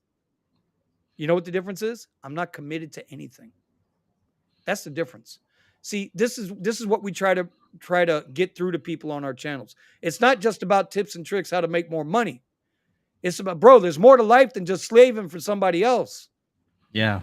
There's more to life. I used to see guys, you know what? There were a couple of reasons why the relationship ended there. But one of the main points was, and I'll never forget him, his name was Charlie Farmer. This guy, bro, he was one of the hardest working dudes I've ever met, ever. He made Richie Trump. He made Richie Trump, Omar, look like a 20-year-old. That's how old he was. And he finally retired, bro. He was sweating on every job. He was humping shit out the trailers, setting up displays, moving tape, the whole 9 yards. Not even 2 months after he retired, he dropped dead. Damn. He finally took his pension and he dropped dead.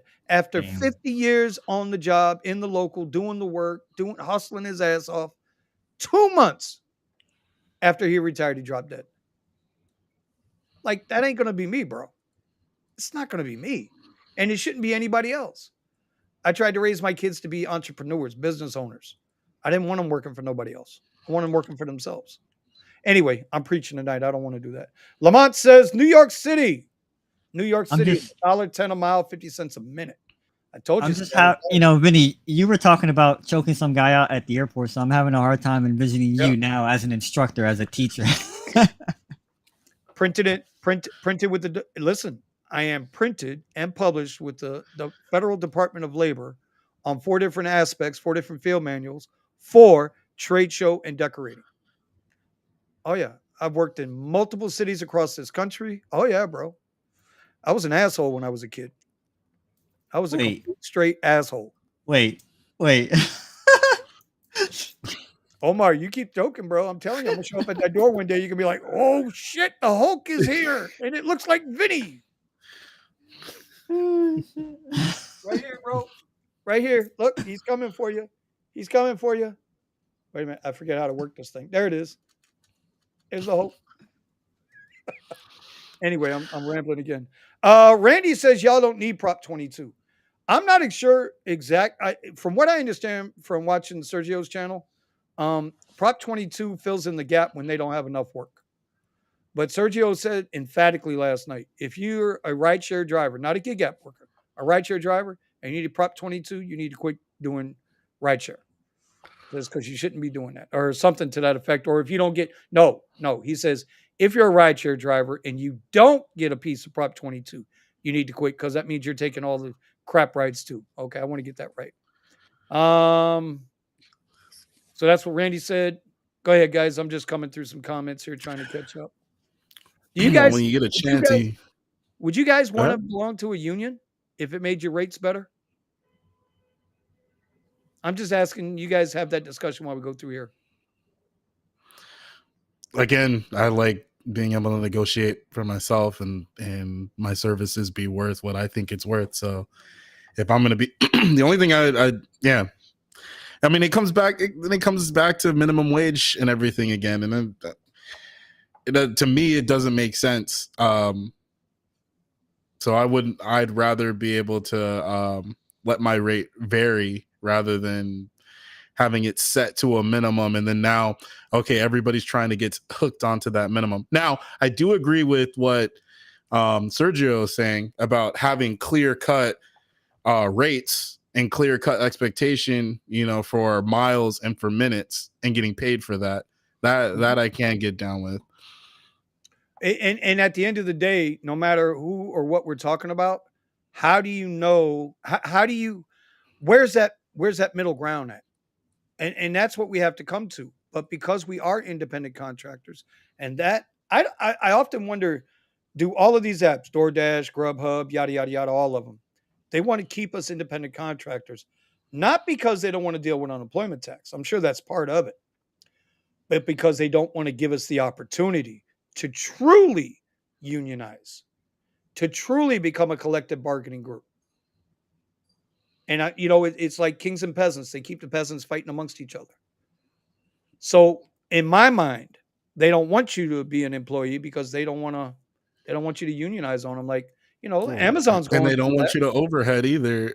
They don't want the overhead, of all of that. But the screenshot that I had sent you earlier was from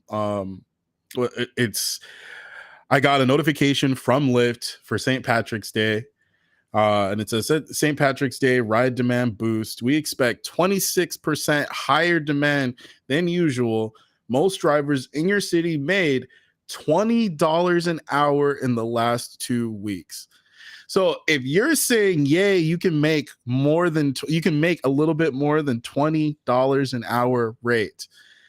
I mean, to me, that's very telling if we're talking about Lyft and we're talking about where they see rates should be for an individual that is driving. Yeah. So, if we're going to be comparing Uber and Lyft, you need to understand you're probably not making the right choice unless you're on the higher platforms for Lyft. And even on that, like most of the time, I'm consistently getting rides in the $30 an hour rate.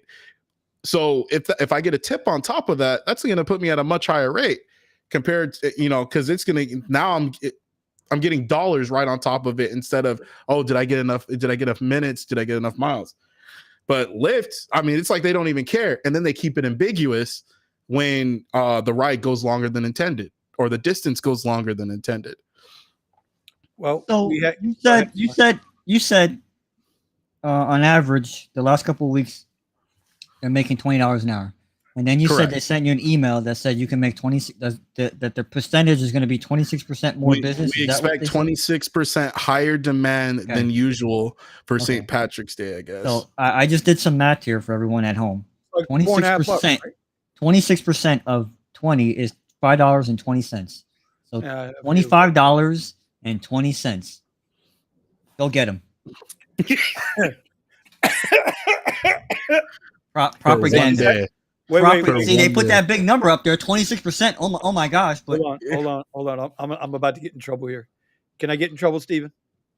Go for it. Can I get in trouble a little bit? Let's get all. Omar loves drama. Let me just tell you so. I already know I got his blessing. I was right. Those other channels were wrong. Striking in all of these cities for the last 12 years. Got New York City drivers 9%. 9%. They got a 9% rate because I was right. And they were all right. Hey, bro. Like, you know, I wish I could say there's one word I wish I could say on YouTube that I knew I know if I say it, it's going to get me blocked, banned, censored, sent home. And that's fine because apparently I got somebody who watches every one of my videos and always gives me a thumbs down. I don't know if it's Ricky Bobby or I was right and they were wrong. And I'm not going to mention their channels. Oh, fucker. Anyway, it's a joke, man. It's a joke, man. I can 9%? make 26% more. We got 35%. Actual inflation is like between 30 and 35% right now. Actual inflation. And let's understand something. So you said how much did you say that was? 25? $5.20. So yeah, you'd be making $25. Understand on that $25, that's not you taking home $25. That's just gross. Don't forget all of your expenses and stuff on top of that. So and I understand for those people that have markets where they can't average over $30 an hour. I'm not talking directly to your market. Hey, if your market makes less than that, if it makes more than that, cool. If it makes less than that. All right, let me get this introduction real quick. Somebody must have heard me going off on, I was right and they were all wrong, and we got them 9%. Somebody must have heard. Boy, it's like when Ron runs, when Kiara says hello, and Ron shows up. Here he is. Here he is. Here he is. There he is. Oh, it's looking smooth. There he is. Bro, that is funny. That is funny. I swear to God, we were just talking about it, and then I see you pop up down there. I'm like, nah. I'm like, okay, Steven, need Steven to get done with this point because I got to bring this in. I got to bring this one on. Man, I was right, and they were wrong. This thing like saving something got me jacked up. I just woke up like a couple hours ago, man. What's going on, Jeffrey? How you doing, brother? Yeah, what's going on, Jeff? Good, brother. What's up, y'all? Rideshare Garage. All right, California lawmakers don't care about drivers. This is gonna tickle Omar's little. Well, you know what? We're gonna say Omar's got big brass ones today. Okay, this is gonna tickle his brass. They are more interested in trying to make drivers employees so that they can tax us.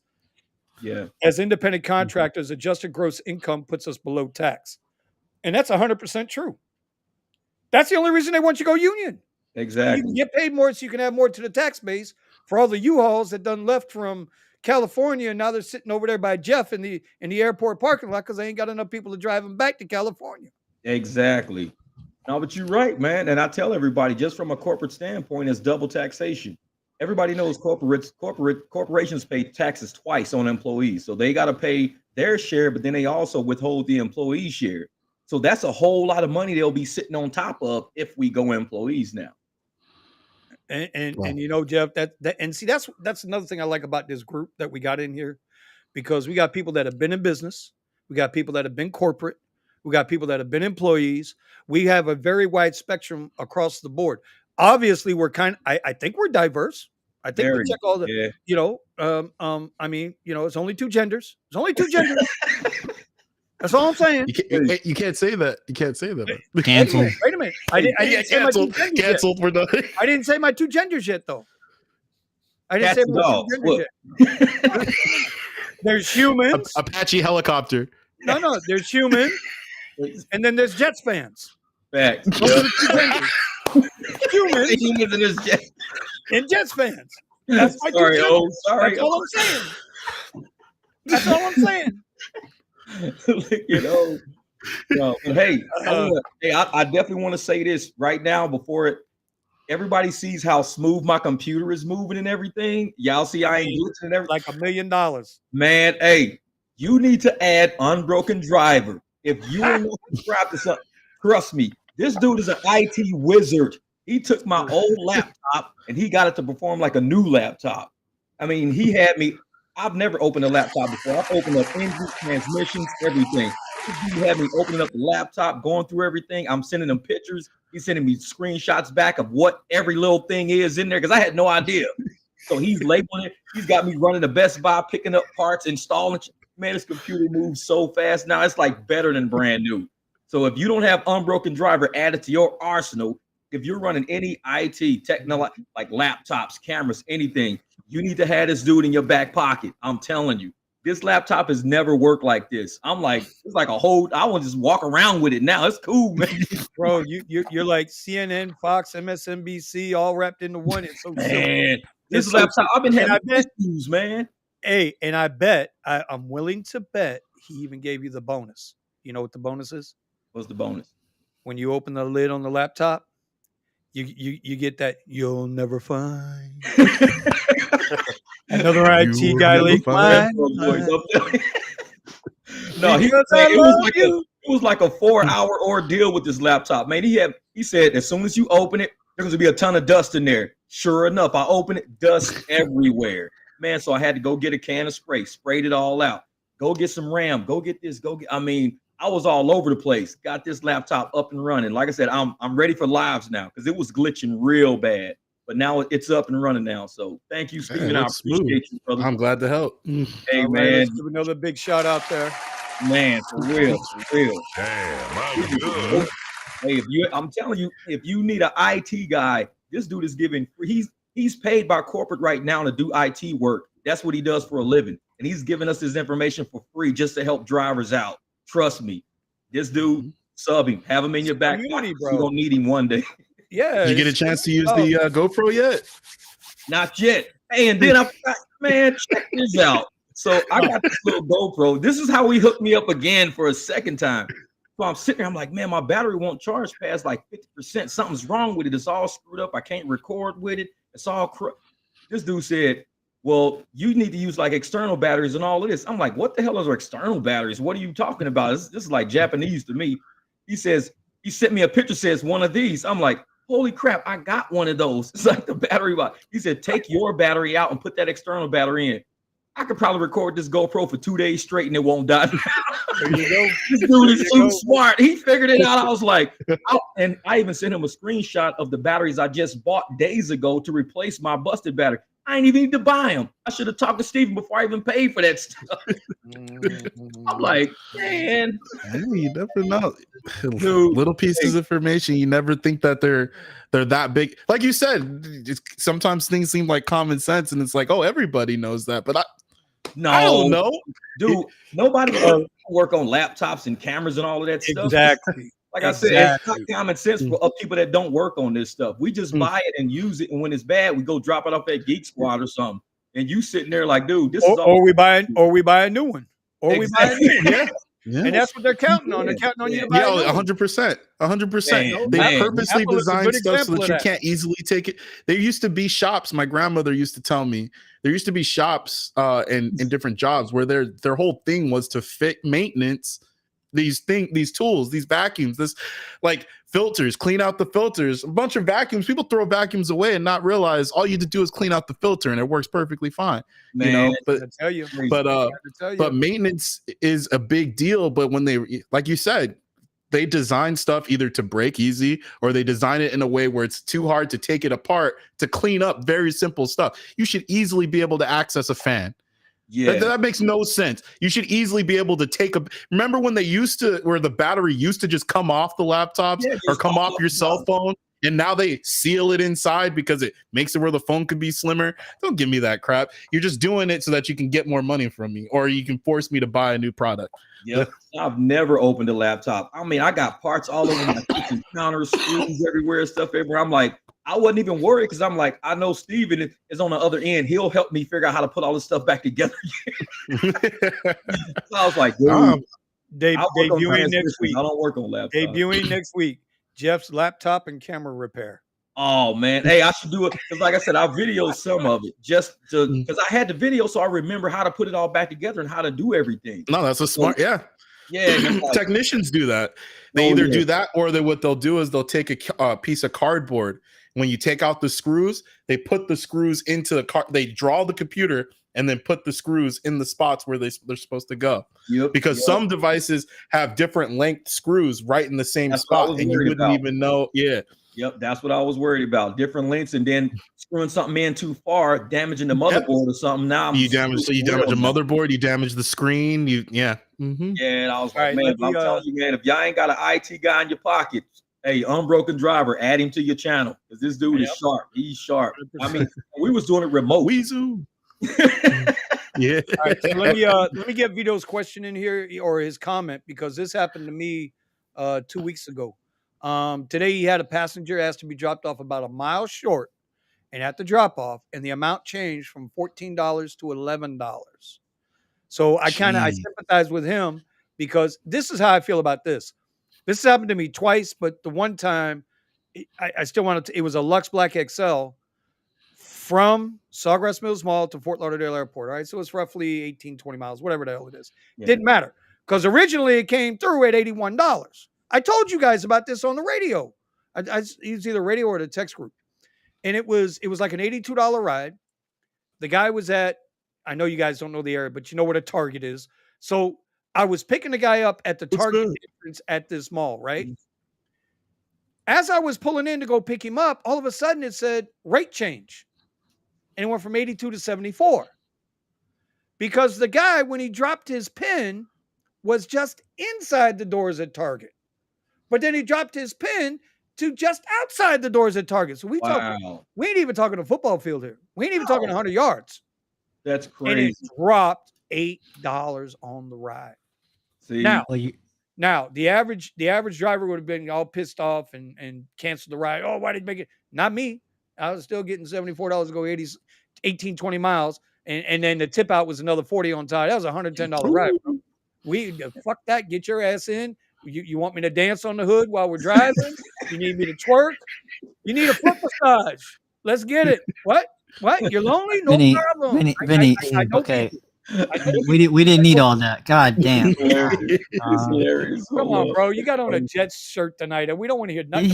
Didn't he say he weighs 200 pounds twerking on top of a cat? Oh my. No, that's funny. That's funny. Bro. Let me show you. Let me show you the dance so that we're good. All right. Y'all don't laugh too hard at this. You ready? Let's hear it.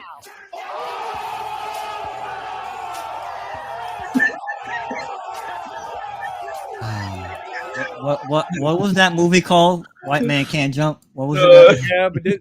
But I can still spin on my head. Vinny got rhythm, man. Vinny got rhythm.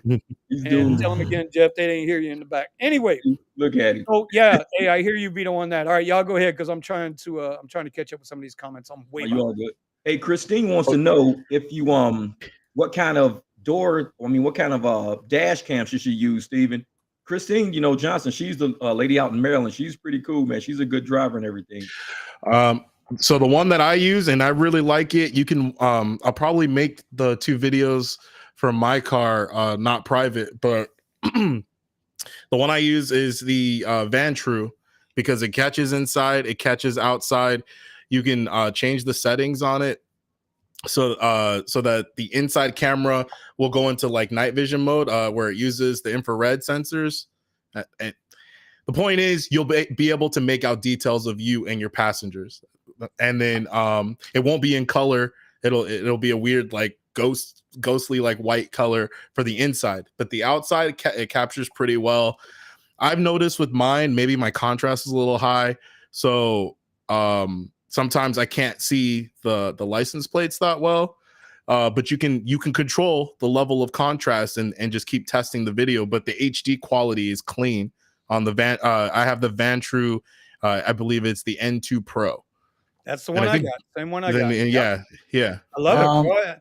And Vinny, look at this. A lot of the videos, the B-roll that Vinny has. Right. That's off my Vantru. Yeah. That's off my dash cam.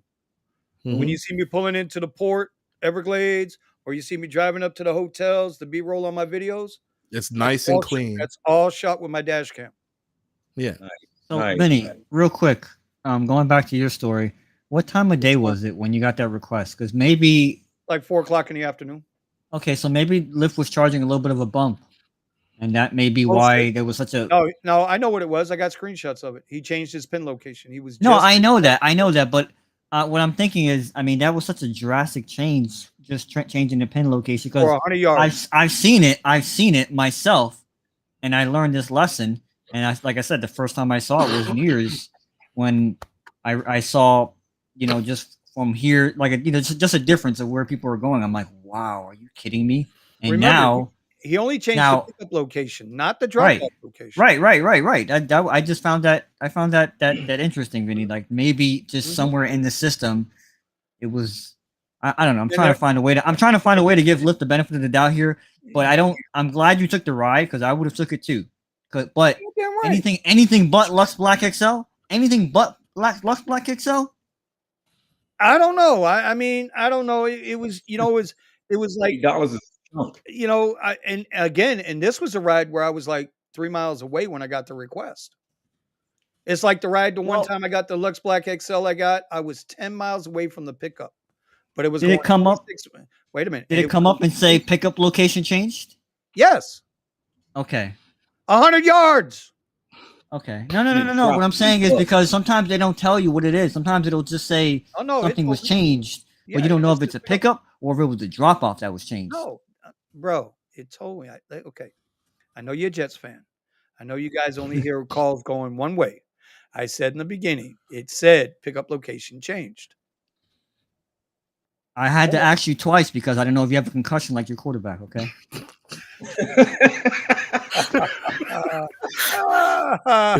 Just water. Let me hit two up real quick. Hey, bro, Aaron Rodgers, kick him in his shit.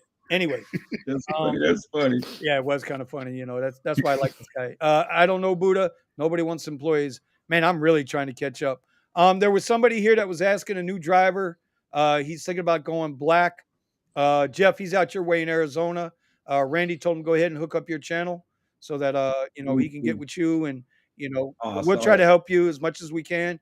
But Jeff's the Arizona man, bro. He knows all about it. I'll tell you right now, black cars and SUVs out here make the most money. And the reason is, like I said, whenever I see a lot of black SUVs together, I'm in an orange car. I go to where they're going, no matter what it is, because they're the money. If you see black vehicles, like 3 or 4 of them going, follow them. Yep. That's how you're going to get money. Mm-hmm. Because black vehicles don't go where there's broke people. They only go where there's money. Hey. So if you see a group of black vehicles, follow those vehicles. Don't go opposite direction. If they're going to an event, you follow them to that event. And to add to your point, I don't know about that one, buddy. To add to your point, to add to Jeff's point, there are some places I go to, whether it's a certain time of day or event.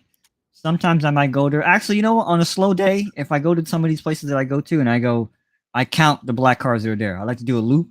I know where they all are. They all hide and park in the same place. And if I don't see a lot of black cars there, sometimes what ends up happening is I end up sitting there for a long time and I say, now I know why there's no black cars there. They've got they got them Cadillacs and those Navigators and those Lexus trucks. They have a higher overhead. They're going to go to where the money's at. They're not sitting where there's no money. They just won't do it. Twerking at red lights. Yeah, that's why I'm like, get that, man. It's like if you see the black cars, follow them. I do it in LA. There's the main cities that I tend to drive. I can pretty get a steady amount of rides, but whenever I see black cars and a couple of them going the opposite direction, I'm like, oh no, I'm going the wrong way. Hey, you know what else is funny too? To add to your point, Jeff. So sometimes there'll be like this weird surge. It could be, it just could be a random night, or it could be an event night, right? Where the event is here, but somewhere off the map, down here, it's like plus 30. Why? Everything else will be plus 17, plus 18. Party. And then there's like this weird spot in the middle of just a neighborhood where nothing's going on. And so after party. Yeah, you're on your way to that surge, but on the way there, you detour and get that 30, and then you go there and you see all of the cars. I do. Yep. I see all the cars scooping it up because you can still carry it with you. I'm telling you, and that's how when I was up at the Tahoe Biltmore picking up those NFL execs, and we said what's up to Bryce Young, that the Heisman winner. I was the only different color other than black. I was an orange car in a sea of just black SUVs and cars. That was it. So if Bryce, like I said, if he ever watches the Rideshare Garage, he'll remember walking on a Tahoe Biltmore and walking up to the only orange BMW in the parking lot and fist bumping. Yeah. So to Jeff's point, follow the black cars. But on your way there, if there's like a $30, like a $20 surge, and you could grab it real quick, grab it, and then follow the black cars and take it with you. Yeah, buddy. Yeah, black cars don't go to where there's no money. They won't sit where there's no money. I'm telling you, sometimes it's like it's a glitch in the app. It'll just be a random surge in some weird place where there's nothing going on, no request, no nothing. I want a lot of time we get private events. I want to address this real quick for Kiara, where she said twerking at the red lights. I guess she didn't see the pictures I put in the chat the other day, huh, Jeff? Yeah, exactly. Man. Hey. I was like, you saw Vinny, like I was like, let's just lucky I wasn't in line at Walmart or something when I opened it.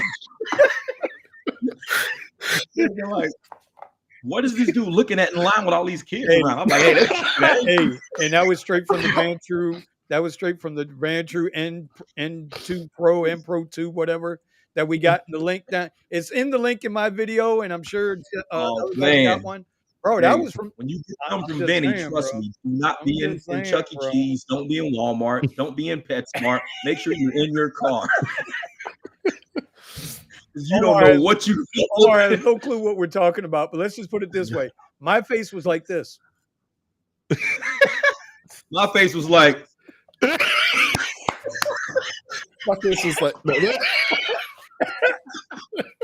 Oh God. Oh God. Man, I was like, Benny, I'm buying a CT. That's a commercial for Cadillac, right? Get you a CTX6. Get you an XC6, baby. Because this is what life be like. I was about to trade my shit in that day. Like, what kind of car you want? I knew. Car to make this happen. I need this car. Bro, it was a trip. And they told me, go ahead, post it. But you know, the little clip I put in the video the other day, that was the group, and you know, I didn't want to put it out there like that. You know, they was having a good time. They had a good time. I was laughing. We were banging. They were banging. Little 2 Live crew in the car going, and they were having a good time with it. So, oh my God. Let's see. Okay, New J. Lyft surge maps are different for each driver. Yeah, that's what we talked about a little earlier. I sent a couple of snapshots to Sergio about that. Both of us in the same area. The timestamps are identical in the top. He was showing like a $14 surge, and I was showing like $4.50. Both on Lyft. Damn. The bonuses were completely different. And Omar and I have had that same thing where I'll call out because we use the radio when we're all driving down here, and I'll call out a surge somewhere. And Omar's like, Vinny, you're on crack. You're smoking drugs. What are you doing? I don't see no damn surge. And then I said, some bitch just accused me of being a crack fiend, like on some Chris Rock mofo, right? Well, I'll take a snapshot and send it in the group. And he's like, oh, I don't have that. What? How the hell am I a crackhead? Because you don't have it. I don't know. I think they're luring drivers. This algorithm knows which drivers to lure. Yep. They know. Yep. And they're like, okay, we need to get this driver in this area. How can we get him there? All right, give him a surge. Well, what about them? Don't worry about them. They already know. I'm about to put on a T-shirt. No surge, no service. They already know with me. Yeah. But Lyft used to remember Lyft used to advertise that. They used to advertise how everybody had their own personal surge zones. Yeah, but I mean, just like what O just said, if you look at some of my videos, you see ride bonus on almost every single ride. Because I'm like him. If it ain't no surge, I'm not messing around with it. All right. Well, if there's no surge and I can't cherry pick the rides to be good enough on Uber, then I'm not out there. Usually, even if I'm not getting a bonus, at least with Lyft, at least with Uber, I've got the Lyft has the higher tier rides, so I'll take those. Or, but if it's luck, sometimes it's like it's not even worth it unless I'm getting $1 per the minute. I'm not doing it. And then over on Uber, if I can't cherry pick the rides, it's not worth it.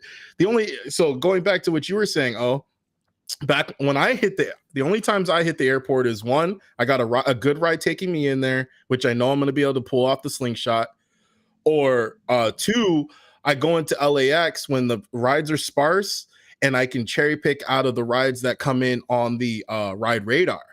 So I take advantage of the ride radar.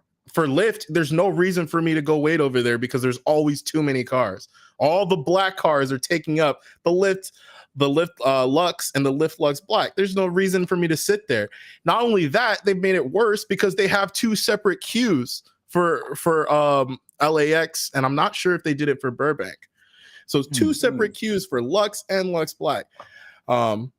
Yeah, so that's just where I stand on it. They opened up a second queue at MIA.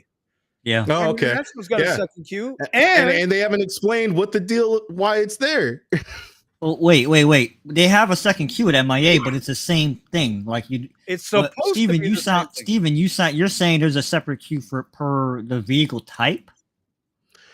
No. So we have two separate queues, and they both say Lux, and they both say Lux Black, and they both say Lux Black XL. Two separate queues, and they have different number of cars in them. I don't know why they have the two separate ones, but they have two separate ones. Yeah, and MIA is different. MIA is the same thing. MIA, they just combine them. It'll show the same for both.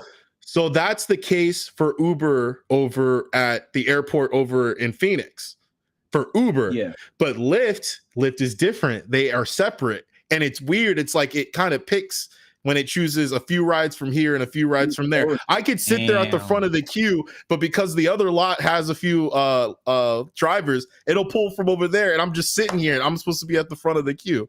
So yeah, it was. Yep. But at least I'll take that because I can at least do Lux Black and Lux Black XL straight out of the terminals, where I can't do that here at LAX. Yeah, that's the thing. Like I said, without knowing the priority of which lot it is, I hate going to the airport lots because you don't know who has priority. The top lot or the bottom one has it. No, it's like it's weird. It just switches back and forth. I sat there for a while on it, and it's like the rides are good when I get them, but how long am I going to sit there? I left that $40 surge on because I sat there for almost an hour talking to King James and Chad, and I was like, I'm not getting no rides. Yeah, forget that. It's like and it's too easy to get better rides going straight up to Scott's or somewhere else. Yep. All right, let me. I love driving out there. Real quick, let me do a little housekeeping here. We've been on about an hour and 42 minutes. I want to get this housekeeping done. If you look up in your upper left-hand corner, you will see a QR code. I am going to put up several different QR codes here. If you are a gig driver working Ubereats, DoorDash, Grubhub, even if you're driving, there are some tricks and tips in this book. This book is by Kiara, Follow Key's Tracks. That's her YouTube channel. If you want, you can scan that QR code and check out the book. If you like it, do it right. But feel free to scan around, look around. If you want Eddie's $5 ebook, and this is verified on my children, I have seen the numbers. I promise you, I have seen the numbers. He is a legit 2 year in a row, 100,000 K earning driver. He is an earner for these apps. That's his book. Scan that code. All of his tips and tricks are in there. It's legitimate. If you're interested in renting a Tesla outside of the Hertz rental, you can go here to testdriver, TESDRIVER.com.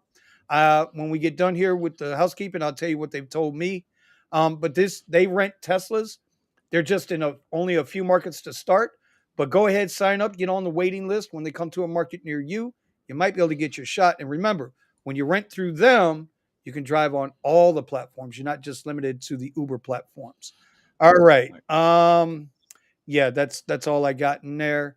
When I spoke with these guys, they're not in Florida yet. They want to get into Florida, especially South Florida, but they're not here yet. There's a lot of money. You're talking $50,000 cars. So I'm on a waiting list for one. If they do come through down here, I will rent one. Because why not? Worst they could do is I don't like it in a month, and it's a little bit cheaper. I believe it's a little bit cheaper than renting it through Hertz, and you double. I'd say it's a lot a bit cheaper, because there's hidden fees and stuff that come in with Hertz, and you know what they say about Hertz when you They call it hurts because it Yeah, hurts. it hurt. It hurt. It will hurt your wallet. Trust me. You think you're gonna only be spending $300 or some odd dollars per week, and then at the end of the month you're paying $2,500. So you know. All right. And just like what Klaus just said, the airport has 2 different geo fences established. Now with these geo fences, right, I'm wondering which one has higher priority over the other one, because that would make me how can you tell which geo fence has high priority? Well, that's my whole point. Like with what Omar's saying, the 2 queues are supposed to feed in together. So it doesn't matter which queue you're in, whatever your order in, you're supposed to be in. But how do you really know that that's happening like that? Yeah, it's not what Steven's saying. It's no, if you're over here, then you're over here. And if you're over here, then you're over there. So maybe they pick one here. Maybe they take one. We don't know how it I don't know how it's working, how it's feeding into each other. Yeah. Because they don't communicate it. There's no transparency and it's ridiculous. Yep. Nuts. And tell me there's a good excuse for having having 2 separate queues. Hey, New Jay, you wasn't the only one that got caught with that, bro. A lot of us got caught with that. They didn't realize that y'all in Arizona didn't have to worry about it. Yeah. You know? What up, DJ Kenny? Yeah. All right. So, Mr. Gambit. Yeah, daylight savings is going to kill it. We're in LA. What times are you driving? Oh, this is what Vito. So, Vito and Mr. Gambit are having a little conversation. Let's go. There we go. All right. Let's go to DJ Kenny.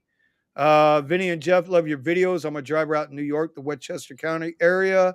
I take the information y'all give and I run with it. Salute to you, brother. I hope it helps. I know Jeff, he'll motivate you if nothing else, bro. He'll have you out there. He'll have you out there. About that money. You'll be waiting on a ride. He'll have you out there polishing your headlights, bro. He'll have you out there doing them squats. You know, let's go. Get the squats. Let's go. Hell yeah. There go the squat. Anything to get that money, man. Stay motivated. Stay out there. Belly, bro. That's good living, Omar, right there. That's good living. That's funny. Hey, that's a keg right there, man. That's good living, brother. Keep living. You'll get there one day. Hey, get your good wife. You'll be all right. Get you a good woman. You'll be all right.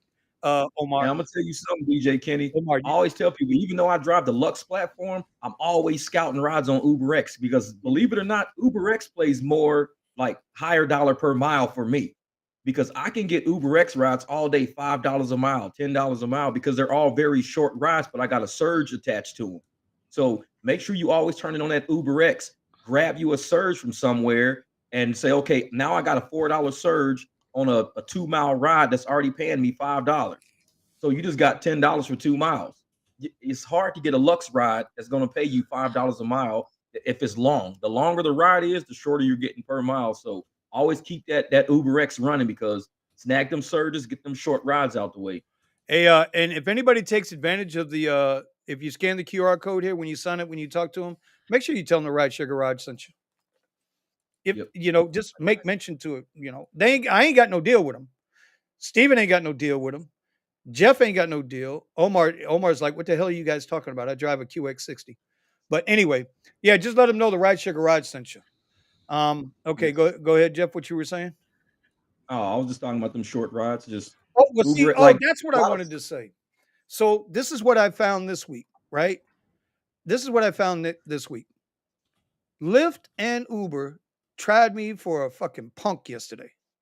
What happened? They kept trying to send me into Miami, into rush hour at like $1.30, $1.40 a mile. And we were talking over an hour-long trip. Not to mention the garbage trying to get back, right? But every short trip they sent me, bro, it's paying like $3.50 a mile. Exactly. So today, I got done with the trade and everything with Eddie. I had some other stuff to do. I hit the road. I texted in the group. I hit the road about, I don't know, I left out of here about 2:30. So the apps were on at 3 o'clock, right? By 6:30, I was already $120 up. Right? I put in like 6 or 7 short rides, bro. All of it. I just don't understand the apps. It's like Steven says. On one day, Monday, Uber's popping. On Tuesday, Lyft is popping. And the other app is like paying shit. Paying straight garbage. Oh, yeah. I don't know how they come up with it, man. There's surge on one app. There's no surge to be found anywhere on the other app. The same area. The rides might be there, but it won't. How could you know? Because there's not showing any surge in the area. And they 'Cause try to I do tell that people white like this, cloud thing with Uber, to make it stand out. Yeah, don't work. yes, yeah, I tell people like this. I got a 400-mile gas tank every time I fill up. So if I can get at least $2 per mile, that's $800. If I get $5 per mile, that's $2,000 off of one tank. The only way I can get $5 a mile is really short Uberex trips. That's it. I need that. Bro, that A video, long trip is not giving me $5 a mile. that A video you put 20-mile out, trip is not paying me $100. It's not. Jeff, that video you put out last week, and man, you know what? Hey, Jeff, do me a favor, or Steven, can you go and snatch that video, the one I'm about to mention from Jeff's channel, and put it in the chat? Everybody needs to see this video. Hey Jeff, I ain't lying, bro. That video was even better than any TED talk you ever gave him. Cherry picking one. Oh my God. Bro, I sat there, Oh, I didn't skip through it. I didn't rush through it. I went back and looked at a couple. I'm like, damn, he turned that one down too. What the hell? yeah, You know? bro. But bro, it's the best video I've ever seen about when it comes to Cherry South picking America. 101. Yeah. I appreciate it. Yeah, man. The trick to Everybody's it, gotta man, see is that not video. falling for that big number you see on the screen. Read the fine detail. They was trying to give me 10-mile rides for $2. I was like, no, I can't take that. It's like, and that's what a lot of people fall victim of, man. That good? We always, that video right there, yeah. We always see that big dollar, but you don't do the breakdown of what those dollars mean, because they was giving me $14 for a 10-mile ride, but I had a $12 surge. So that means you was giving me, I have a $2 fare with a $12 surge. So $2 for 10 miles, it's not good. I can't. And I ended up getting much better with shorter mile trips. All them long trips was, $30 for a trip, $42 for a trip, but it was $42 for 38 miles. I ended up getting $25 off a 7-mile trip. So I was like, forget that. I'll do the 25. I'll do the short trip. I want the short ones. I don't want a long trip. Because like New Jay Right. said, All right, they don't so here's pay, the video. they don't pay a lot more now for those long trips. If y'all get a chance, if y'all get a chance, go check this video out. I'm telling you, it's worth every minute of just watching.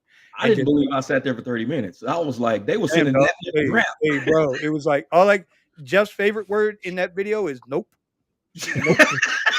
Nope. Nope. Nope. If he got a nickel, y'all heard if I had a nickel for every time Jeff said nope, I could take a year off. I could take the whole year off. Nope. Am I turning on the app? Am I turning on the app today? Nope. Exactly. Be paid for a year. Nope. Exactly, man. That's funny. That's funny. But it was true though, man. It was 30 minutes of just nonsense coming down the pipe, and drivers was taking that stuff, not realizing what they were taking. And I'm just like, you guys are taking like $1 a mile when you got a $12 surge. If you got a $12 surge, you shouldn't be getting what we normally get paid.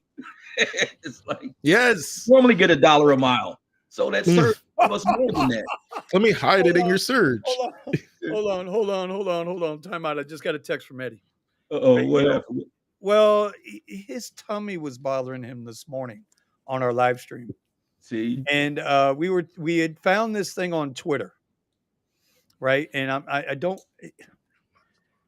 think I can get banned for this. I know. What did you do? remember we were talking about that Twitter thing we saw where anal babies for men. Yeah. Anal babies for men. So go read your text message real quick from the group chat. That's why Eddie's not with us. He's with us in spirit, but he's in labor right now. He must have ordered one. Yeah, he's in labor right now. That's all I'm gonna say. Eddie is in labor right now. Yeah. We love you, Eddie. A baby coming out. Eddie. We love you, Eddie. Let's go. Okay, let's go. Melvin's like, regardless, we're all going to be back of the bus for cherry picking at some point. Yeah, you ain't lying. Let's see. Steve and Vinny, please put which Vantru model do you have in the chat? Thanks. All right, I'll go grab you a link in a minute, Christine. I'll throw the link up for you. What's Vantru? Yeah, Vantru. That's the company. Yeah. Vinny, they put you in high dollar ant zone. That happens too. I've driven on all platforms, and UberX is a simple one that still lets you make money. I agree. It's like the video I put out. You guys remember the video I put out a couple weeks ago talking about things drivers need to know before they, step up in platform. Yeah. And that if I had to do it all over again, and I didn't have that other business going at the time, I wouldn't have got the XT6. I wouldn't have bought a $70,000 truck. I'd have bought me a $30,000 or $30,000 minivan and been doing XL and X all day long. The difference is when you go up in platform, you wind up waiting more rather than driving more, but you still make about the same amount of money. Jeff, I look at your earnings. Steve, I see your earnings. Omar doesn't work much. He's a Jets fan. What can I tell you? Exactly. They don't produce much on the field, But the point is, but I know Omar's earnings for the most part.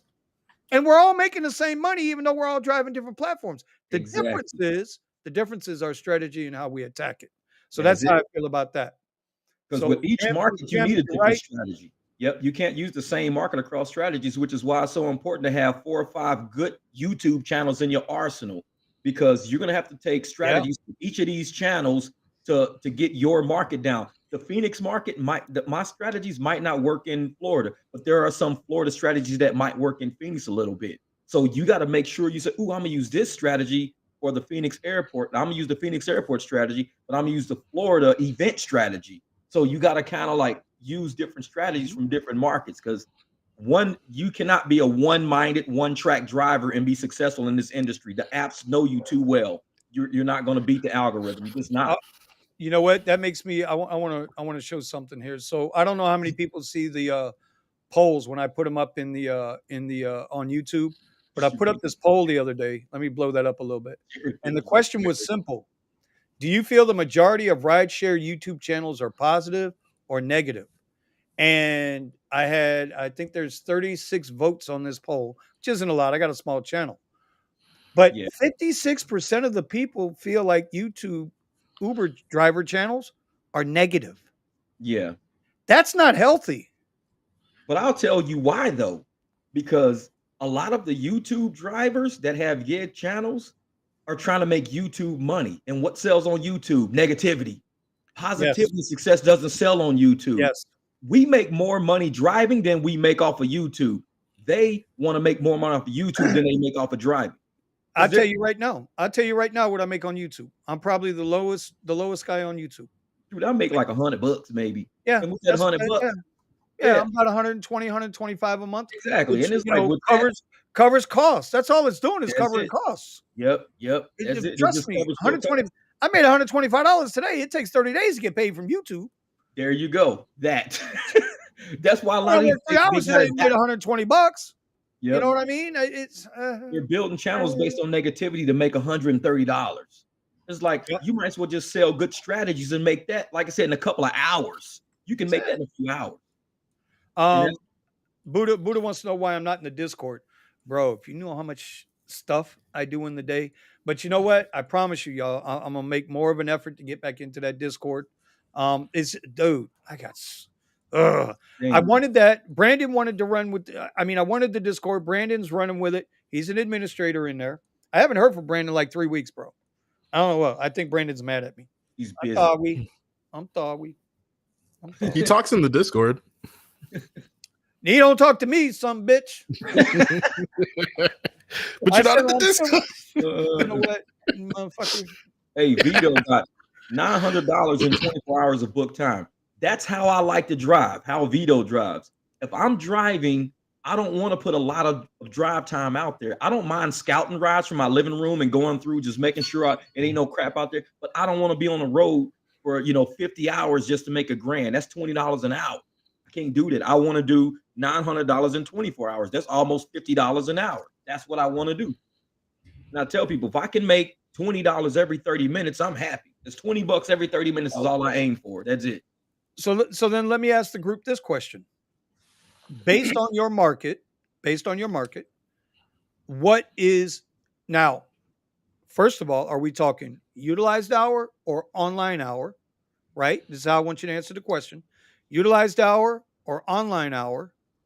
And then what's a good hourly on each way you do it? And I'll listen while you guys talk. All right.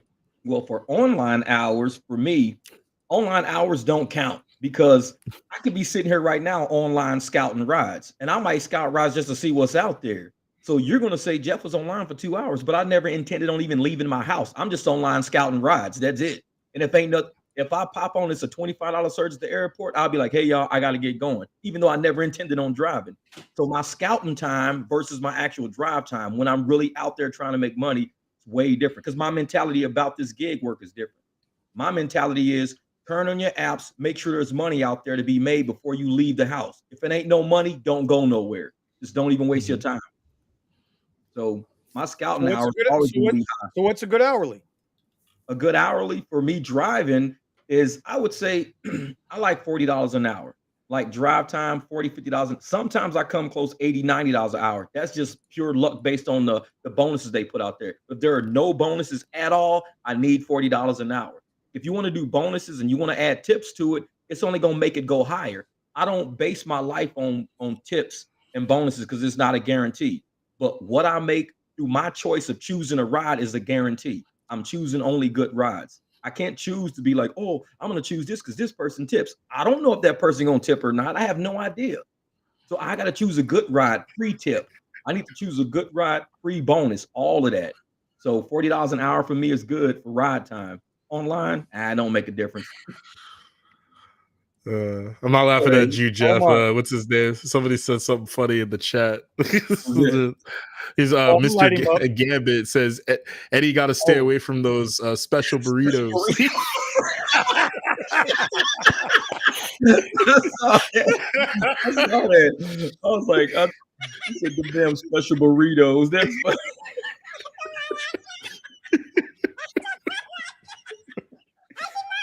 That's messed up. That's messed up. You're right, man. Don't mess with Eddie. Don't mess with Eddie. Oh, God. That's I like the way you say things. Yep, online time and over dollars per mile. See, with online time, I call it scouting time because me being online don't necessarily mean I'm working for you. Because if you ain't paying me, I'm not working for you. That's just what it is. Well, and I'll sit there online and do the same thing. I mean, I'll put my phone, go on Lyft, but sometimes a black will come in and actually my first Uber black ride came in like that. I think I was either laying in bed or something. I finally got all my stuff together. I was finally ready to go. It's like, let me just see if I get anything. Came in, my first ride, I think it said it was going to be an hour and something, and ended up being like $70-something. It said it was going to be like 50. I was like, all right, I'll take it. There you go. There you go. I want to respond to something, then get back to this. Beyond Nines, I agree. Omar should join Eddie and I in the morning, but the problem is Omar is sleeping. Omar is an afternoon trader. He's a lazy son bumpkin. He's an afternoon trader. That's when he makes his money. And you know what? Sometimes it ain't a bad deal.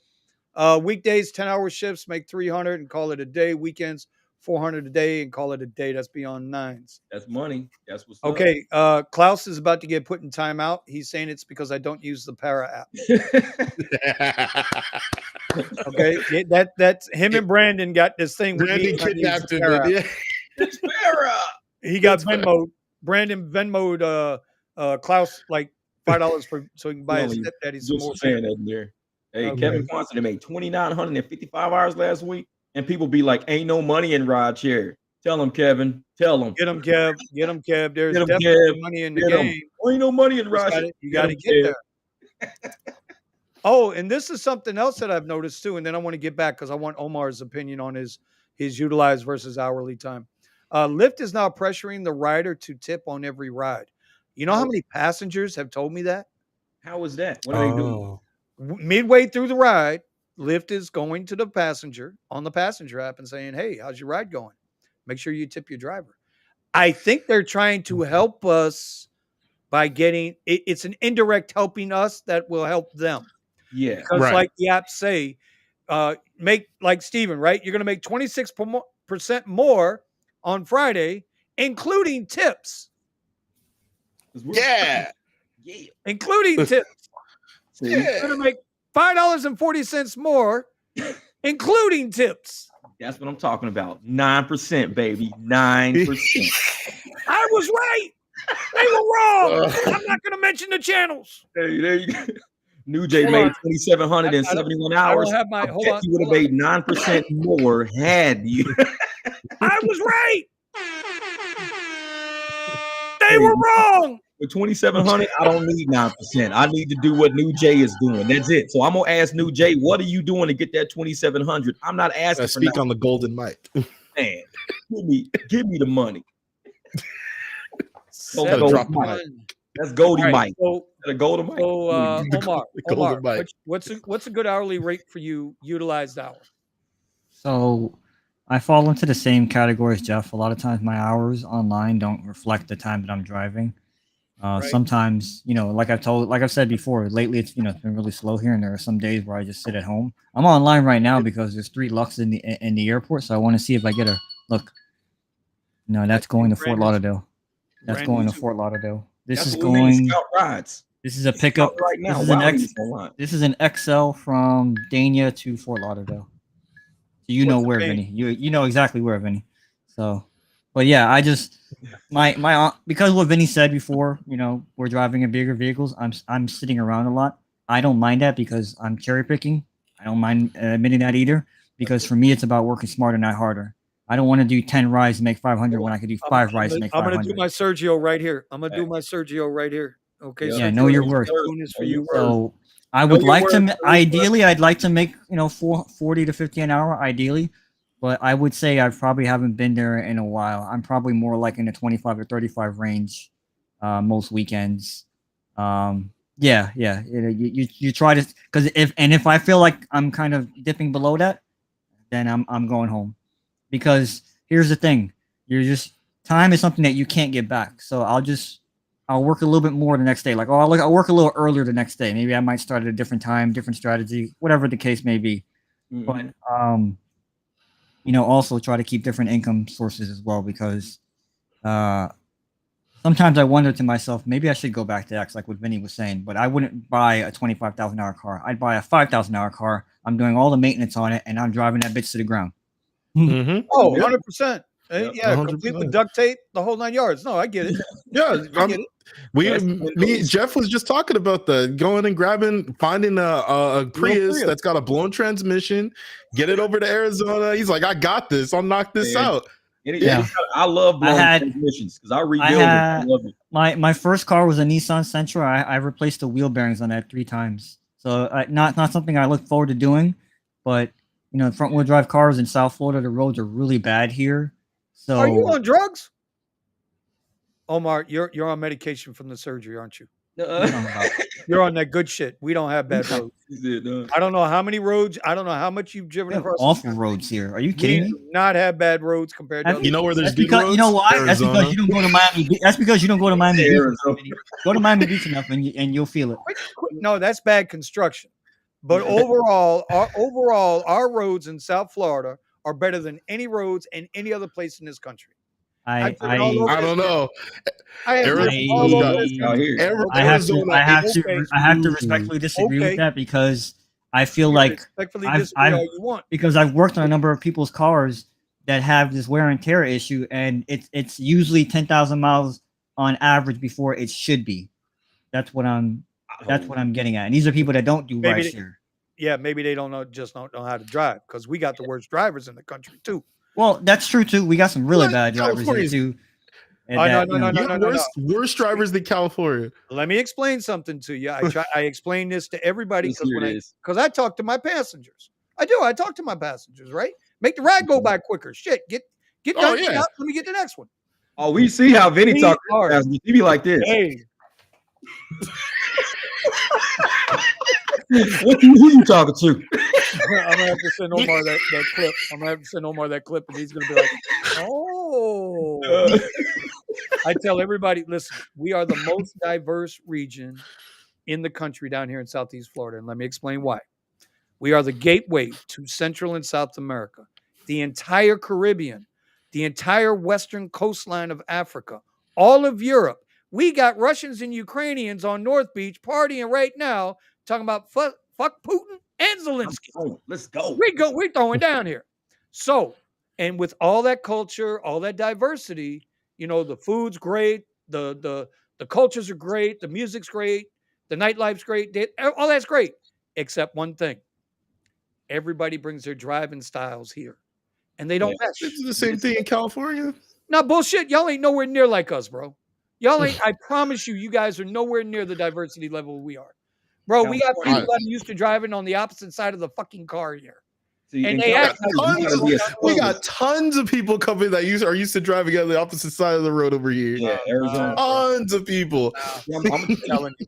Hey, in California, you got to be a specialist at driving under 10 miles an hour because everything's at a dead stop all the damn time. You got to know how to switch lanes. You got to know how to do all that shit under 10 miles an hour. You got to get in, get out. Yeah. You got to swerve. You got to be able to wait. Next speed 10 miles an hour. And apparently, Steven hasn't learned that yet. No, that other driver, man, don't get me started because y'all know that other driver. Was that too quick? Was that too early, Steven? I'm sorry. Was that too soon, Steven? Was that too soon? Hey, if I see somebody in front of me trying to get over, I'm letting them in. I'm not speeding up to not let them in. That's just asshole shit right there, man. You don't do that to people. If I can see you and I see you merging, I'm letting you merge. I'm not gonna speed up to hold you over there. That's asshole driving, man. Don't do that to people. That's what he might come for you. Man. Don't have my Jeff, let's find that you got his information. Right? You will not like driving in Miami.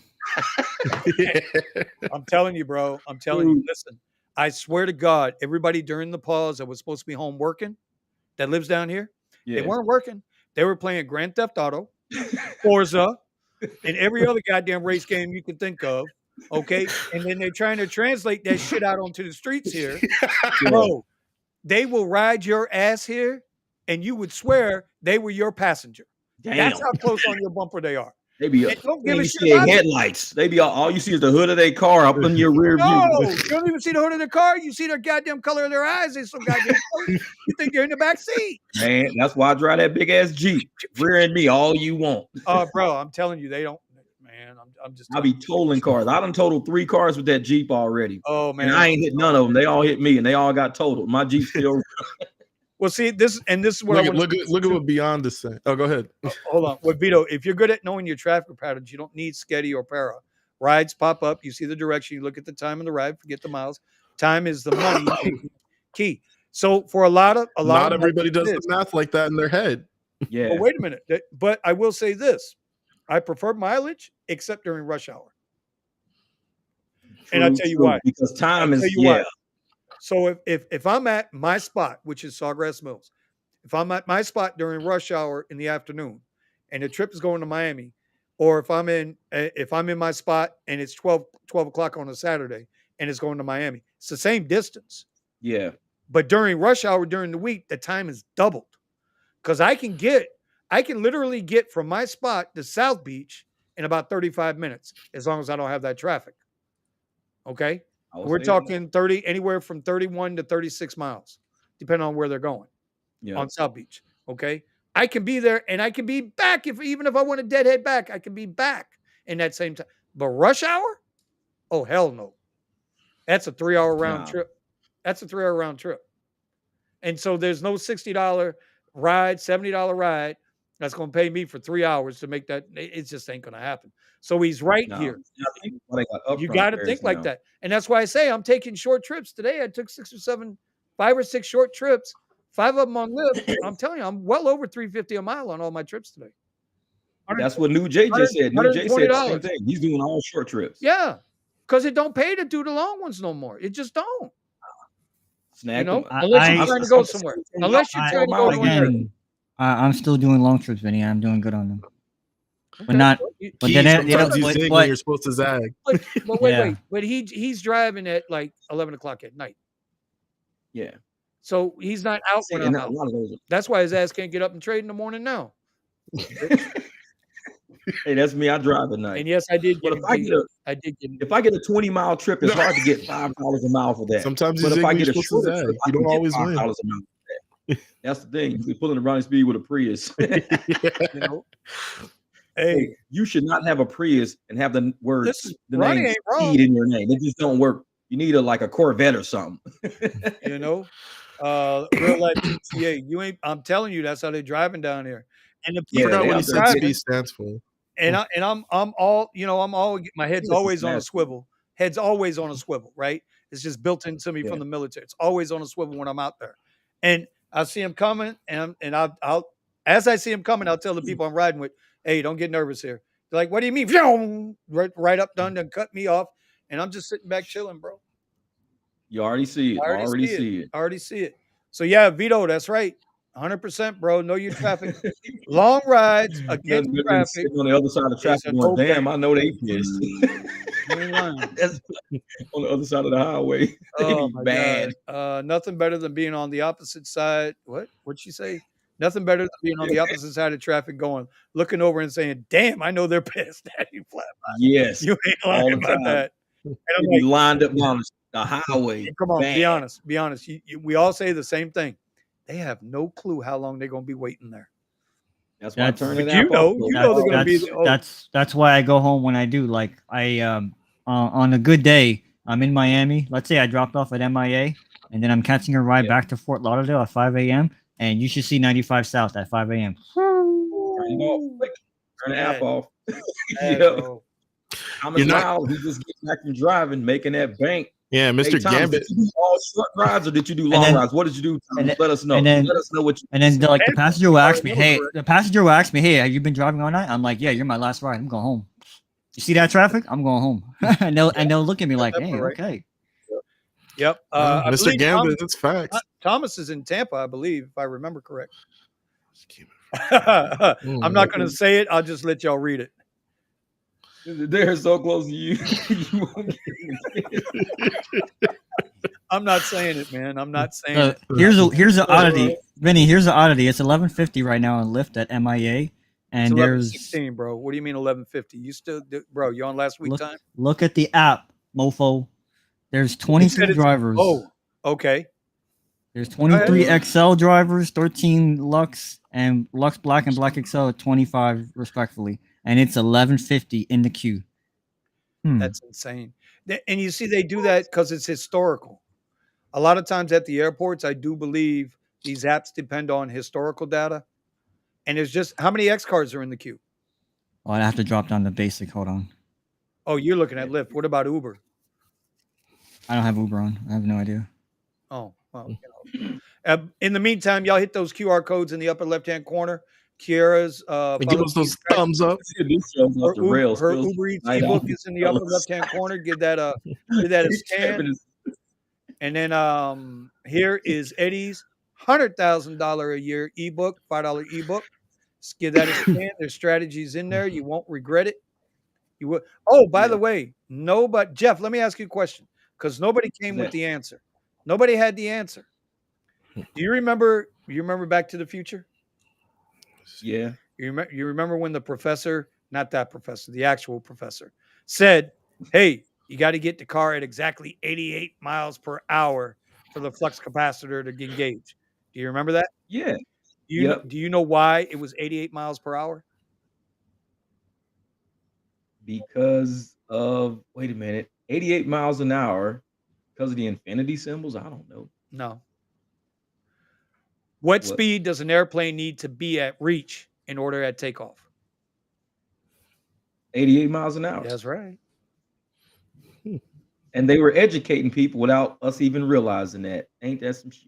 See, and that's plane cannot take off planes that had to go 88 miles an hour. Actually, they got them down in Queen Creek, these little prop planes, and we went up in one. It was an old British fighter jet. Thing was rickety as hell, but it got 88 miles an hour. We got up. Like, geez, that was scary. I was like, man, I don't know, this thing gonna fall out of the sky. Sorry, Key. Sorry, Key. I was trying to give away one of your books tonight, but nobody came with the answers. So we'll try again. We'll have a trivia question next week.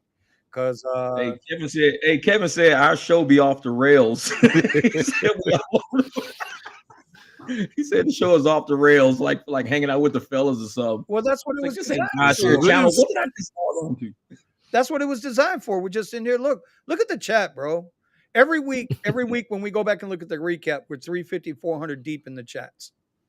And it'd be funny. Yeah, man. The comedy. I'll tell you, man, and I tell a lot of people, the drivers are what makes these contents work. Because a lot of the channels wouldn't be what they are without the drivers. So when you see all the negative channels and all the negative people in the comments, then you see our channels with all the solutions in the comments and all the money. Like you got people, you know, I made 2,700, made 2,900. All these are real actual drivers with real actual money, proving that there is money in this game if you use your brain.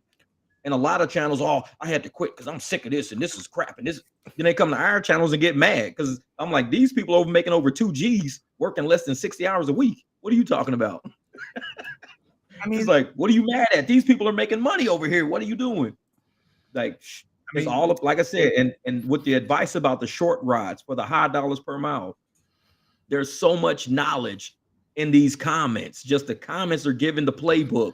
Oh yeah, from drivers that are actually doing this. This ain't Lyft and Uber giving us the playbook. These are actual drivers giving us the playbook. That's it. And people don't want to use it. They just don't want to use it. They refuse to admit that there's money in rideshare. They just refuse it. One of my top 10 all-time quotes from a movie is from Rounders, where he's telling him, he says, "Listen, I'm trying to give you an education off the book of my bad beats."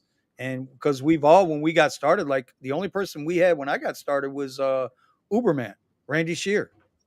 That's all I had. And then I met Klaus, and I'll always give Klaus credit for this, because at the time, well, first of all, Klaus is the kind of guy that says, "Do as I say, not do as I do," because we've established over the last few shows, Klaus is the cancellation king. But I swear to God, he could tell you, Klaus could tell you every sub part to part A, B, C3 in the Lyft and Uber drivers agreements. He knew it all. We call him Google Boy for a reason. They used to call him Google Boy because he knew. He just knew, bro. Just knew. Anyway. And see, I'm at 30% cancel with Uber by accident right now. And I'm fearing that I'm going to be deactivated on Uber. Now, Uber's where I make some good money. Like I said, all I do is the rideshare apps. That's it. So now that I got GoPup sitting on the back burner, I haven't done anything because I'm so scared of getting deactivated from Uber with that 30% cancel sitting there. And I'm like, that's not me. That's the screen being in the wrong position and me having to cancel rides that I didn't intend on accepting. So it's not on me. I've never had 30% cancel. When they can see that, I'm not a person that's going to take a ride, just give it up. This is all accidental stuff, man. And I think I'm going to get deactivated on that. All right, let me put on my tinfoil hat for a minute here. We know that all these apps engage in psychological warfare against drivers, right? Pretty colors. Yeah. I mean, you know, Sergio's shown it on their show a ton of times, right? They know how many times you tap that screen. They know at what interval, how quickly you tap that screen. You think they're timing you? Oh yeah, I think so. You think they can be timing us? 100%. I mean, it's a tinfoil theory, but do you think they're actually timing us? Because right is on hit it at this point. Exactly, and then you're all of a sudden your screen changes and you accidentally click a ride, and then and it brings down your average on how many rides you accept and what is it, cancel? Yep, they do it on purpose. I'll hit an X, I'll move something, and I'll wait a minute because I know what they're trying to do. Right, as soon as I touch screen, they do it any damn way, and I'm like, man, I just tried to avoid that. The hell. 100%. Now this person is mad because I just got to cancel their ride. I'm like, dude, I didn't try that. Yeah, like they messing with me, man. Let me get this one out. Big applause on this one from Thomas. He picked up. There you go. Yeah, he picked up one of Key's books. It was either last week or the week before. I think it was last week. He picked up. Yeah, it was last week. He scanned the code, upper left-hand corner. He picked up one of her ebooks. And this is his testimonial. Nobody paid this dude for nothing. I ain't met Thomas Lau yet. He's 2.5 hours northwest of me. I tried using Keith's techniques for DoorDash today, and man, this woman is amazing. So there you go. I want to know what do you? How much was that information worth? Like, how different was this day compared to some of your average before using the technique she gave you? Yeah, I mean, I'll be using her book this weekend because Uber just gave me a 70 rides for $350. I'm doing all Ubereats. I'm using Kiara's book all weekend. I'm not doing no Lux. You know what Uber just gave me? Oh my God. Uber just gave me a piece of the rash ass. $350 for 70 rides, bro. Yeah. See, Klaus, I was saying, 70 for $350. So I'm gonna do all Ubereats this weekend. I'm using Kiara's method. I'm gonna try to do it in like a day or two. Get the money. Taking all short orders. I got 380. So 310 for 80 rides, or 240 for 70, and then and then another 140 for 20 rides. Bro. Mm-hmm. So I'll get 380. I'm gonna try to nail this one. Yeah. And so now let me ask you this. Again, this is speaking to when drivers say areas are oversaturated. If they're oversaturated, do you still look? We already know these quests. They make them reachable, but damn near unreachable. Yes. Right? Yeah. Mm-hmm. Do you think they just throw a dollar amount out there based on knowing, oh, this guy's not going to do 70 rides. There's no way he gets. Yeah. I think they want you. You think you're gonna make it. You get something that comes up. They look at how many. I think they calculate based off of your previous history on actually completing these quests. So like 8 rides a week on Uber. Right. He ain't never gonna touch that. But you know what? He'll get excited about the big number though, right? I got excited. Yeah, but right. I'm doing it. I'm like, I got an ebook now. Yeah. They screwed up. How many people by Friday or whatever the day is are like, nah, I'm done. I'm not going to do any more rides. Every time. See? They know, like clockwork. Yep, they know it. They know it. And see, and Klaus just said, accept more rides and it'll balance out your cancellation rating. Benny, that's kind of like what you told me the other day. Said you need to start driving more so you don't get canceled. Well, I still haven't. And I'm going to be fair and honest with you. I did not go look. I still think your cancellation rating is based on a rolling 30, like your acceptance rating. Yeah.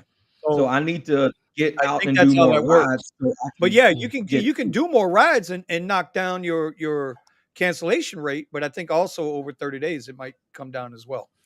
It is hard. It's getting worse. More days it goes by, it gets worse because I'm canceling more now than what I did 30 days ago because of this screwed up screen stuff. Yeah, so I need to get out and do more rides now. I always say if the crowd's going left, I'm going right, and it's been working for me the last month. Yet another reason why I use Para. I won't accidentally click on rides I never intended to accept. Yeah, that's another thing right there. Goddamn Para. Goddamn. Man, they gotta figure something out. I'm saying what works for me.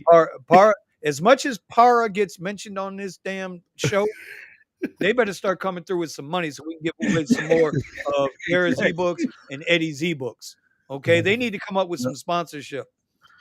Yep. I'm just talking about my methods and methods of driving. I'm warning you. There's gonna be a Harry Potter movie. We're gonna talk about the app that shall not be named. Oh, okay. Exactly. I'm just telling you now. We're gonna pull a Voldemort on that damn app. Hey, look what Vito said. Vito's talking about those medical rides coming up in all caps. Remember I was saying that? Like if you see a name in all caps. No, yesterday. No, that was today. Today I had an older couple now, married 57 years. God bless them. They've known each other since 10 years old. God bless them. Legacy. Right? But his name was Vincent. Okay. And it was in all caps. It wasn't a medical ride. They was going to pick up their car. So he probably uses medical. But here's the deal. It was a Lyft ride, and medical rides on Lyft usually come in all caps. So what I'm thinking is it's not just medical, because the car dealerships down here, any car dealership down here, they use Lyft. They don't use Uber for their rides. Remember, I kept getting those scheduled rides, taking me from just north of me all the way up into West Palm to go to the Lucid car place. Right? I've done like 3 or 4. All of those rides were in caps. So I think it's any business services. Any business that's ordering rides for their clients, it's gonna. That's how you're gonna know. Listen, bro. Unless the guy reaches in their pocket, you ain't getting no tip on the ride. That makes sense. I've been talking about that before they changed that. Yeah, it's usually medical. Banner Hospital, Mercy Hospital, all these hospitals usually. All right, Thomas says it's like night and day. I thought I was smart, and nah, she's way smarter than me. Working in the sweet spots near neighborhoods and restaurants. He's in Tampa. Can't wait. You need to understand something. Yeah, this is the thing you need to understand. She was hitting with facts so hard every week, explaining these concepts, and it completely opened like another universe of possibilities and how you can take and analyze your rides. I understand entirely what you're saying, entirely, because you think, okay, she doesn't have any more. She can't possibly come with anything harder than that. Then, bam! What are you talking about? Right? Like 6 straight weeks. So hard in the ride there that we figured out how to make $5 per hour. Yeah. She's figured it out on the food side. We haven't figured it out on the food side yet.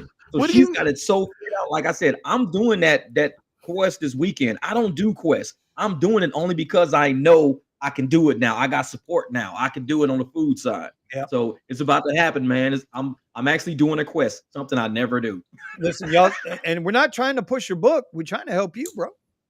Oh, Hey, y'all it's out about there, paying some bills off. if you haven't scanned that QR code yet and you're in the food delivery business, I'm telling you, you're leaving 20 to 30% on the table every week. I guarantee you, Millionaires your first losing week you millions. pay for that. You pay for the book you bought. Guarantee Yep. it. Millionaires it's are cheap losing enough. millions right now. Yeah. Definitely Yeah. pay for that. We got to get out and get ours, man. Banks are shutting down. Everybody's having issues. Bro, If that's there's a money whole on the nother table, ballgame. get that money. Another stack bank that shut money. down. Yeah. Don't waste your time. Well, they got bailed out. Sergio sent me the text. Oh, of course. Yeah. I'm sorry. Yeah, I Credit forgot. Suisse Yeah, they got did get bailed. bailed out. And if there was Yeah. ever a bank that should have never been Where the bailed government out, shouldn't be putting. Well, never mind. this, Never mind. but this isn't even our government. This is the Swiss government.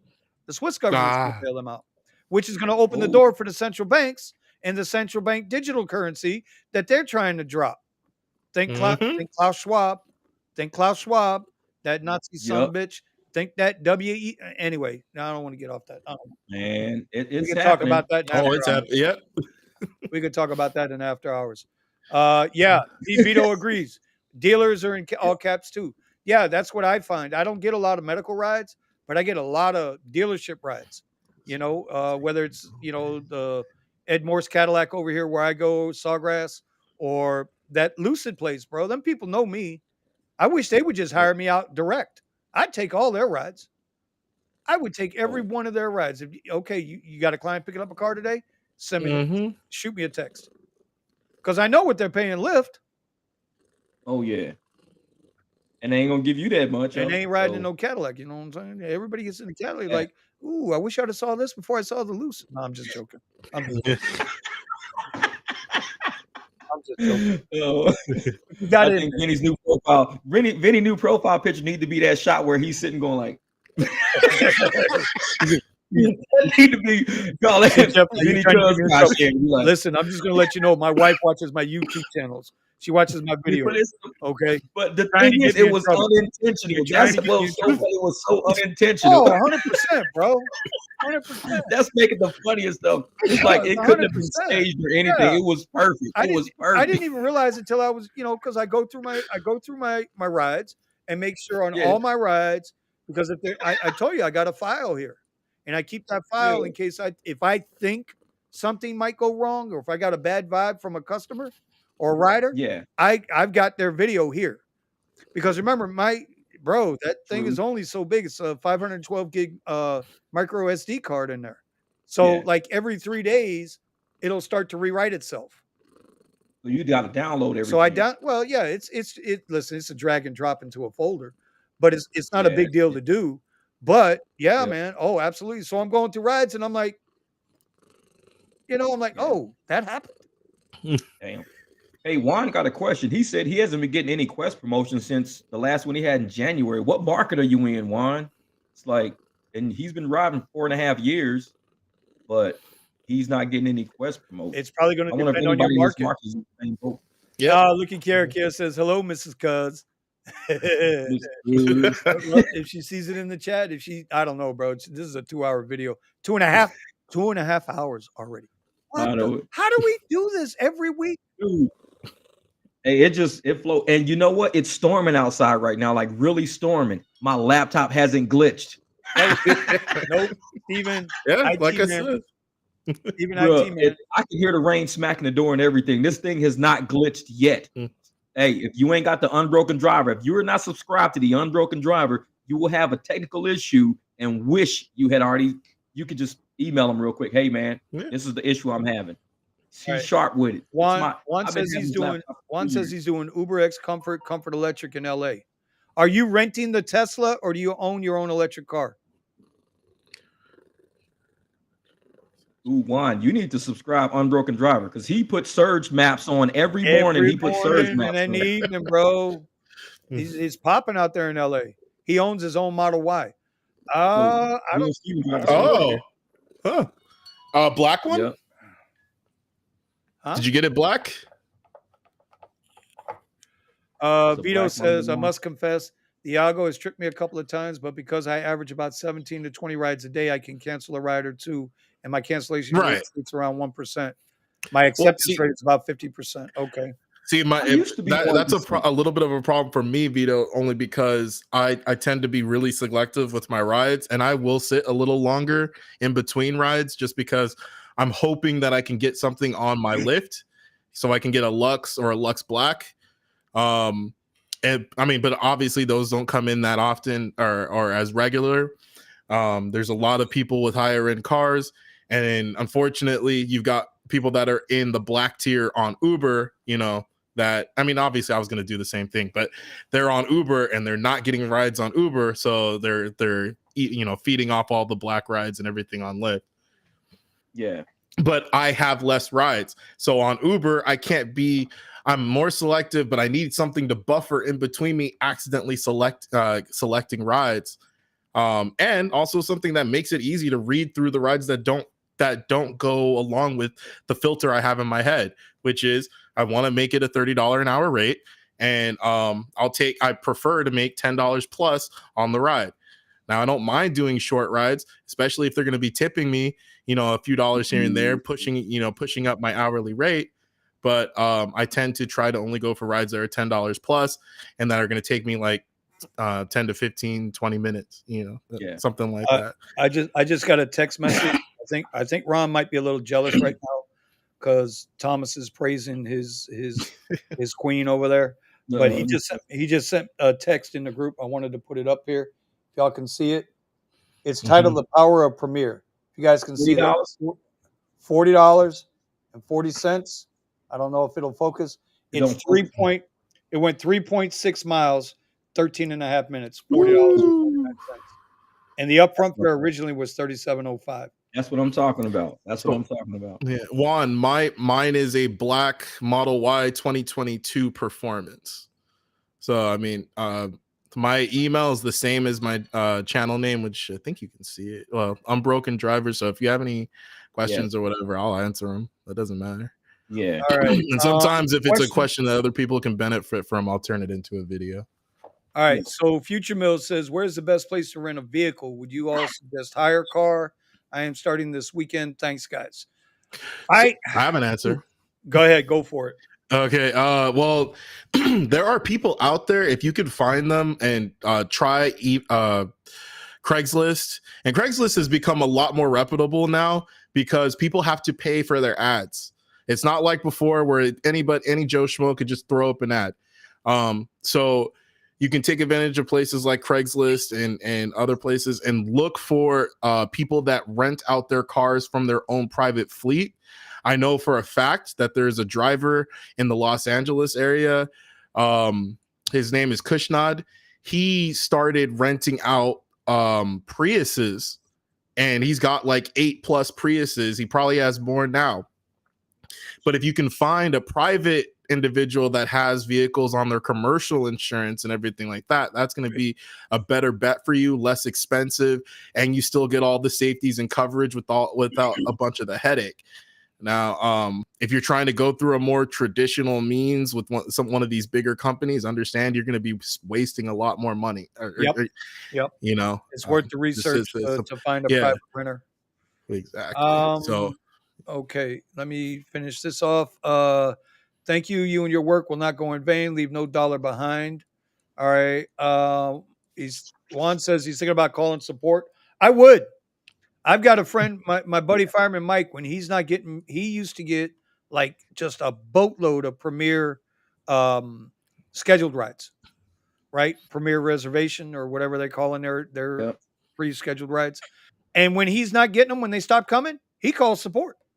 Got to. And then all of a sudden, that son bitch will start getting, oh, Vinny, I've got 4 scheduled rides today, and he's throwing it in my face. I love it. He's doing it, he's teasing me with it because the only scheduled rides I get from Uber are to pick up at the airport, and that ain't happening because that's whatever the ride is plus an hour in advance. That ain't going to happen. Exactly. So yeah, give it a shot. This question here, that's how you can make some side money from referrals on Cadillac. I've done 2. If I refer a Cadillac to somebody, my truck or another Cadillac, if they go over to Ed Morris, my sales rep, Vanya, oh yeah, it's a $500 kickback. Deuces, Nice. baby. Let's see. Yeah, we're about there. Okay. All right. Well, we're pushing up on 11:39, y'all. Oh, This yeah. has been Ron said he got that ride at the baseball conference. It's the world champion. We have the baseball world championships going on right now down in Miami.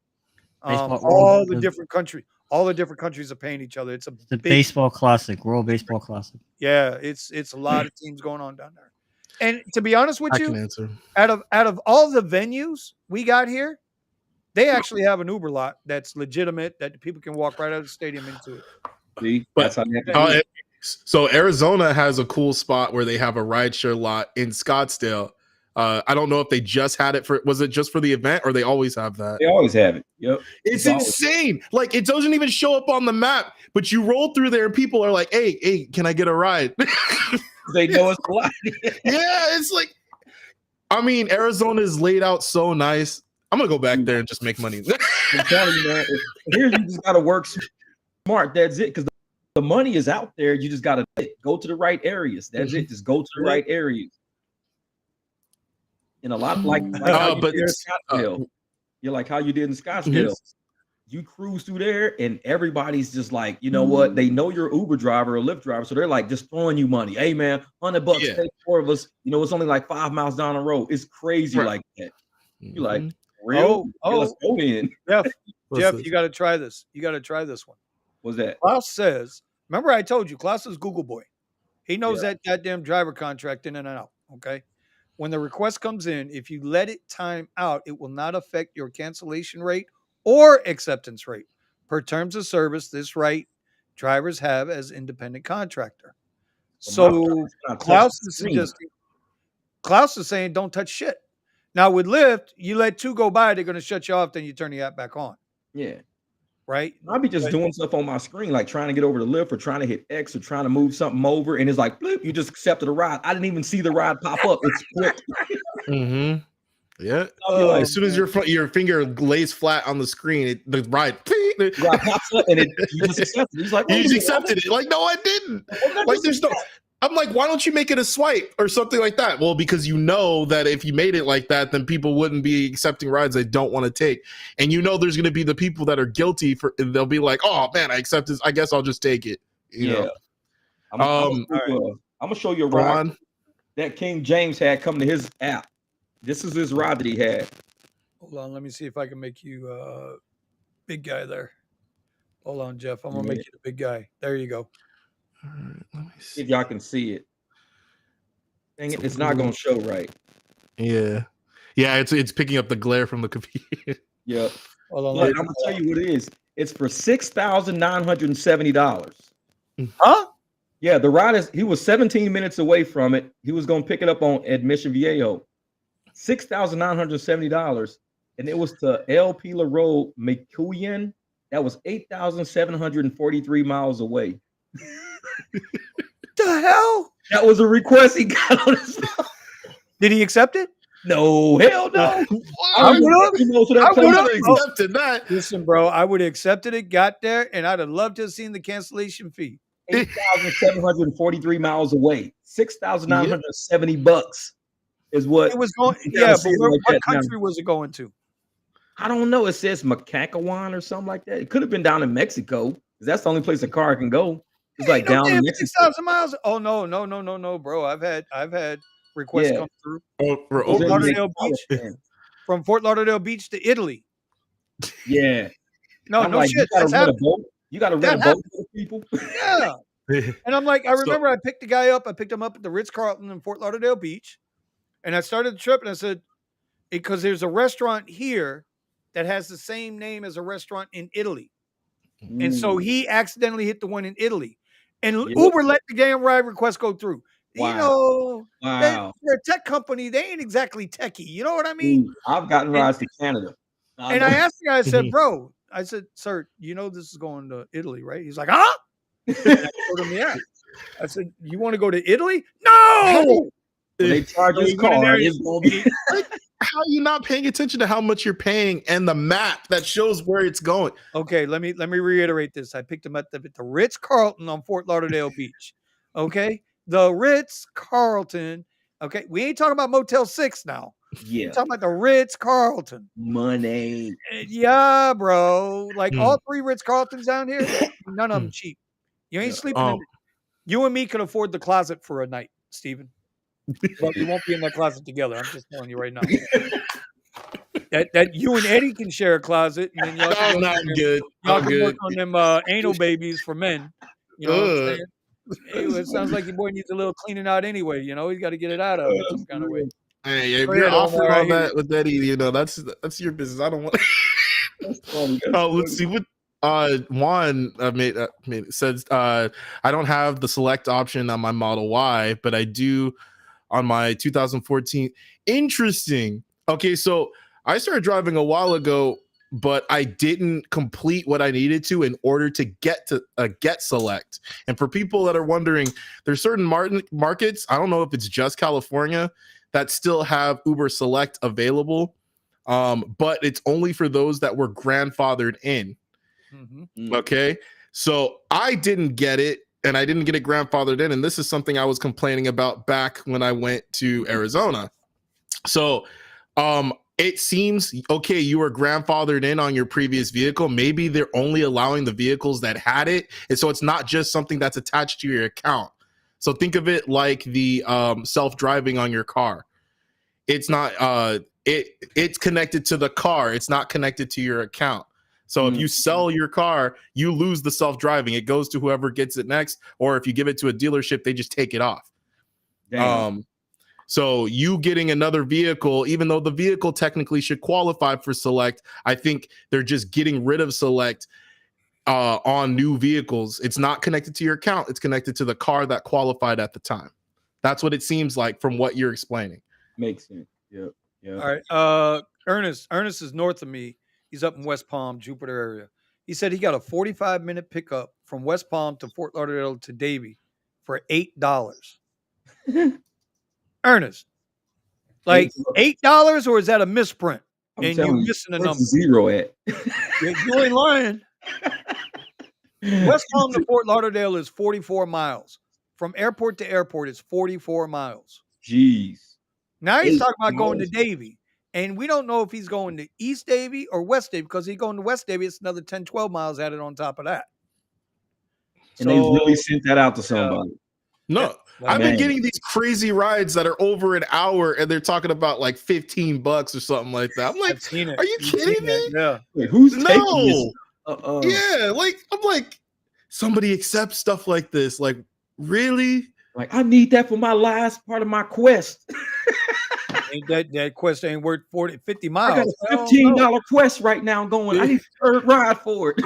I gotta get it. Yeah, I got it. West Palm deal. Yeah. All right. All right, y'all. Let's go ahead and finish this up. I'm gonna do one last sweep through the housekeeping. Then we'll do our tips of the night. If you're interested in Eddie's $5 ebook, 100K a year ebook, the man is proven. You can check out his videos. Eddie, we hope your labor is going good tonight. Get that epidermal, and although my wife had all 4 kids natural, and so if my wife can do it, Eddie, I know you can do it. Okay. Yep. Get it. Kiki's ebook. Follow Key's tracks. This is her ebook. You guys, y'all got the testimonial tonight. So scan that code, hit her channel up. It's available. Go for it. I'll have mine Monday or Tuesday. If you guys are looking for the Tesla rental, this company is offering rentals. They're just in a limited area, but if you scan that code, interested in renting a Tesla, be able to multi-app the rideshare apps as well as all the food apps. Scan that code. Make sure you tell them the Rideshare Garage sent you. All right, that's all I got for that. So, fellas, Omar, bro, it's good to have you back on the show, man. We miss you. Hope you feel better. I need your quick tip. Let's get our tip for drivers tonight. 30 seconds or less. Go. Micro, macro. This is what I've been telling people lately in the stock market that are just tripping and thinking the stock market's crashing. Oh no, it's gonna do this. Listen, whatever it is, whatever goal you have. Maybe today didn't go well. Maybe tomorrow didn't go well. You got a couple bad. Keep the big picture in mind of where you're going. Don't lose sight of that. Sometimes the thing in front of you is not exactly reflective of where you're going and what you're trying to accomplish. And I'll add to that. That's in anything in life. Rideshare, trading, whatever, dude. That's anything in life.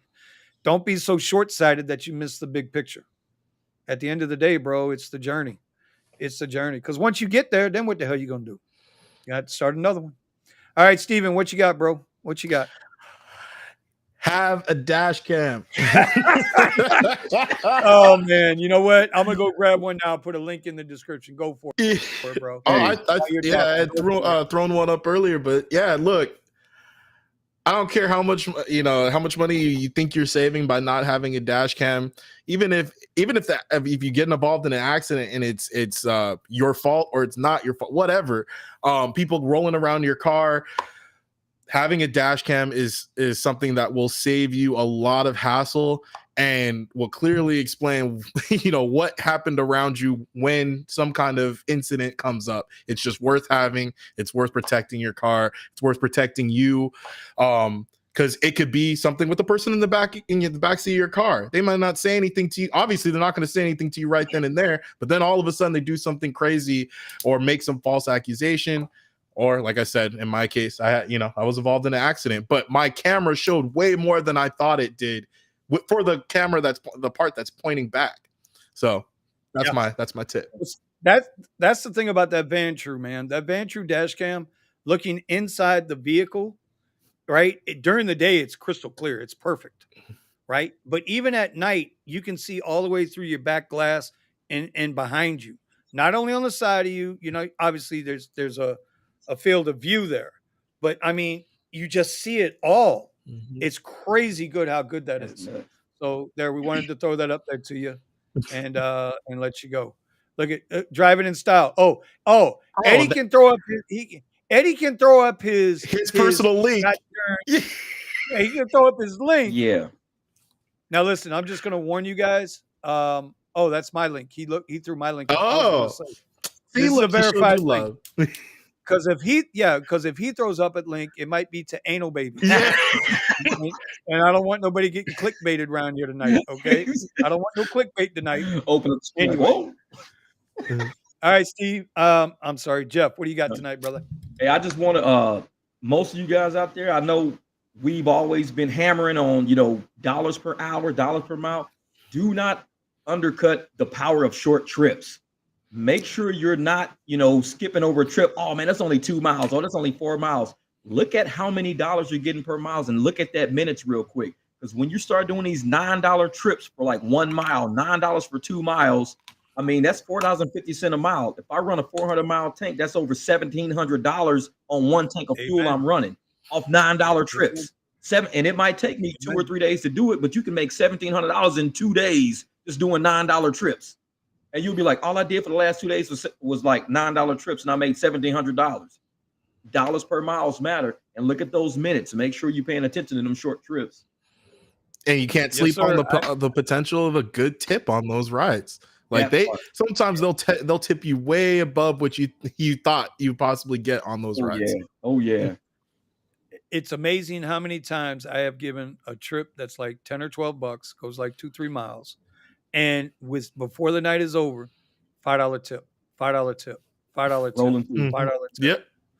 And everybody know. Well, those that know that I trade and stuff like that, join us in the morning.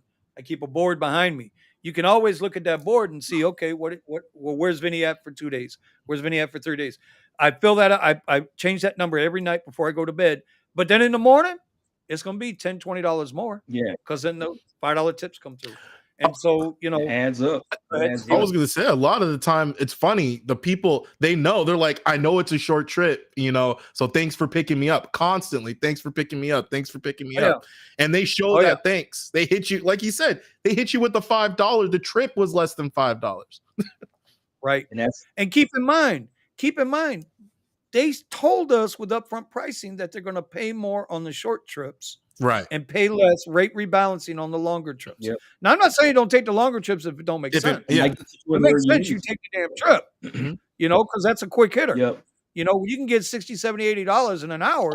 You hit that something. Get that. You get that.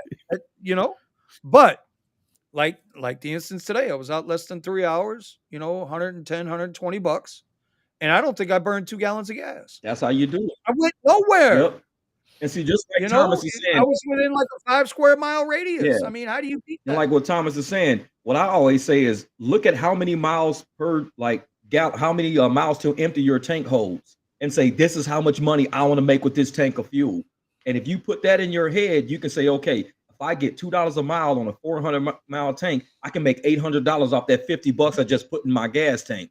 So always start cherry picking for that $2 per mile, and you'll get that $5 tip will pop up. And like, oh, a $5 tip came up. Now instead of a $4 trip, it went up to a $10 trip that quick. And you're like, man, I got $10 for like a mile and a half. And it slowly just start adding up over time. So always look at that. Say $10 for 1 mile. Yeah. That's it. All right. And my tip of the night is whether you sub to my channel, Jeff's channel, Omar, Steven, Kiara, Eddie, Brandon, who am I missing? I'm missing somebody. Oh, Ron. Ron, yeah. Although, you know, Ron. Where the hell is Ron? Exactly. Ron. You got you got to be close to the camera. Ron. Yeah, Ron. Right? It doesn't matter. Every time Ron on camera, he's like this. You know, always get with a channel that's positive, man. Yeah. Because if it's a negative channel, I promise you, they're playing you for a sucker. Yeah. They're playing you on your emotions. They're gonna get you all upset, get you in your damn feelings, and then you're not gonna be able to think straight. And then when you get in your car to go drive, you're already in a bad mood. Yeah. You know, life ain't always. Listen, we all need money. Okay, ain't none of us millionaires. If we was millionaires, I don't think we'd be here. Probably wouldn't be here. You know what I'm saying? We probably wouldn't be here. I'm just saying. You know, when I hit a million, I'm gonna be like, yo, Steven, we're in a Rolls Royce, baby. Y'all got this. No, hell, people say that don't happen. I'm an Uber in a Rolls Royce. Oh yeah, I'll be happy. I'll be rolling in something ridiculous. And I'm only doing Walmart customers. That's it. And here's another part to this negativity shit, because it bothers me. It really does. There were some videos I saw that I stumbled across from certain people that are always right and the rest of us are wrong, because we ain't going to mention the small channels. You know who you are, right? Listen, it's not just YouTube. It's your Instagram, it's your Facebook, it's your Twitter, it's your Snapchat, it's your TikTok, whatever it is you do social media-wise. Energy. If you got more negative shit coming down your thread than you do positive shit, it's going to keep you in a bad state of mind. Yep. You can never move forward if you're always looking back. The cliches go on for days. I'm telling you. Facts. And like right now, I'm down. I don't have Instagram anymore. Yep. It's there. I'm not logged in. I ain't looked at Instagram. You know what it's all about. It's about 2 months now, right? It's about 2 months since I got rid of that crap. Yeah. I haven't had Facebook. I don't have Facebook. I haven't had Facebook in forever. Yep. I'm on Twitter because of some financial news, but outside of that, you know, they force feed you some crap. I can't help that. Yeah. But I'm just telling you, keep your circle positive, keep yourself positive, man. Right. Because if you're always negative and pissed off, dude, it's going to reflect. And like I think we could answer this one before we go. Question before we go, because he's got a good question. This one about the people refusing tips.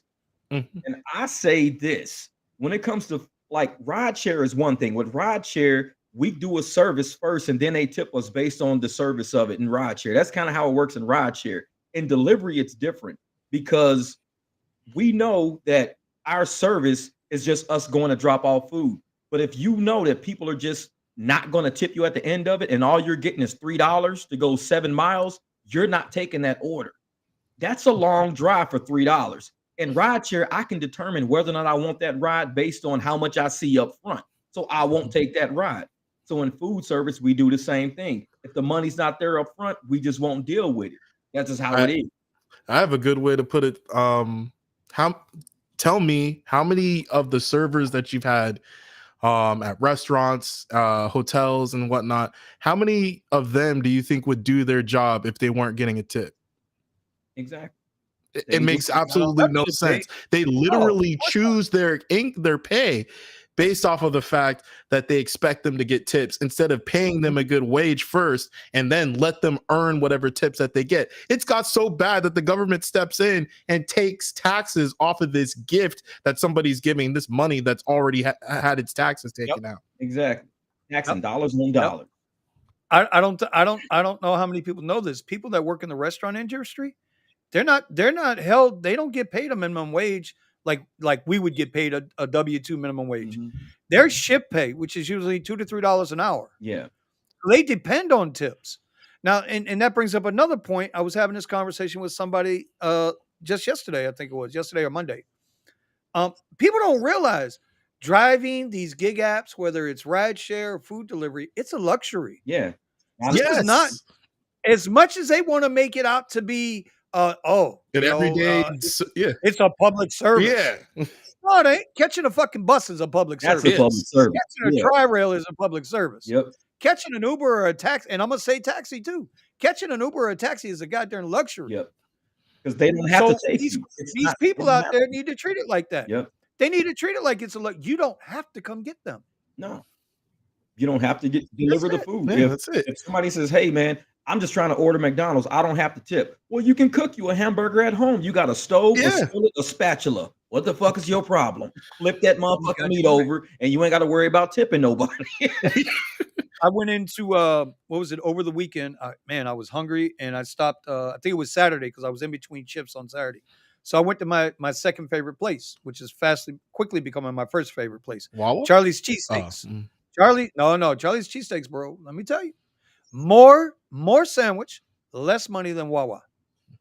The difference is Wawa's not open at 2:00 in the morning. Anyway, so I go in there to Charlie's, right? And bro, let me tell you, it was 5 people in there working behind that counter. Every one of them, when I came in at a different spot, say, "Hey, how you doing?"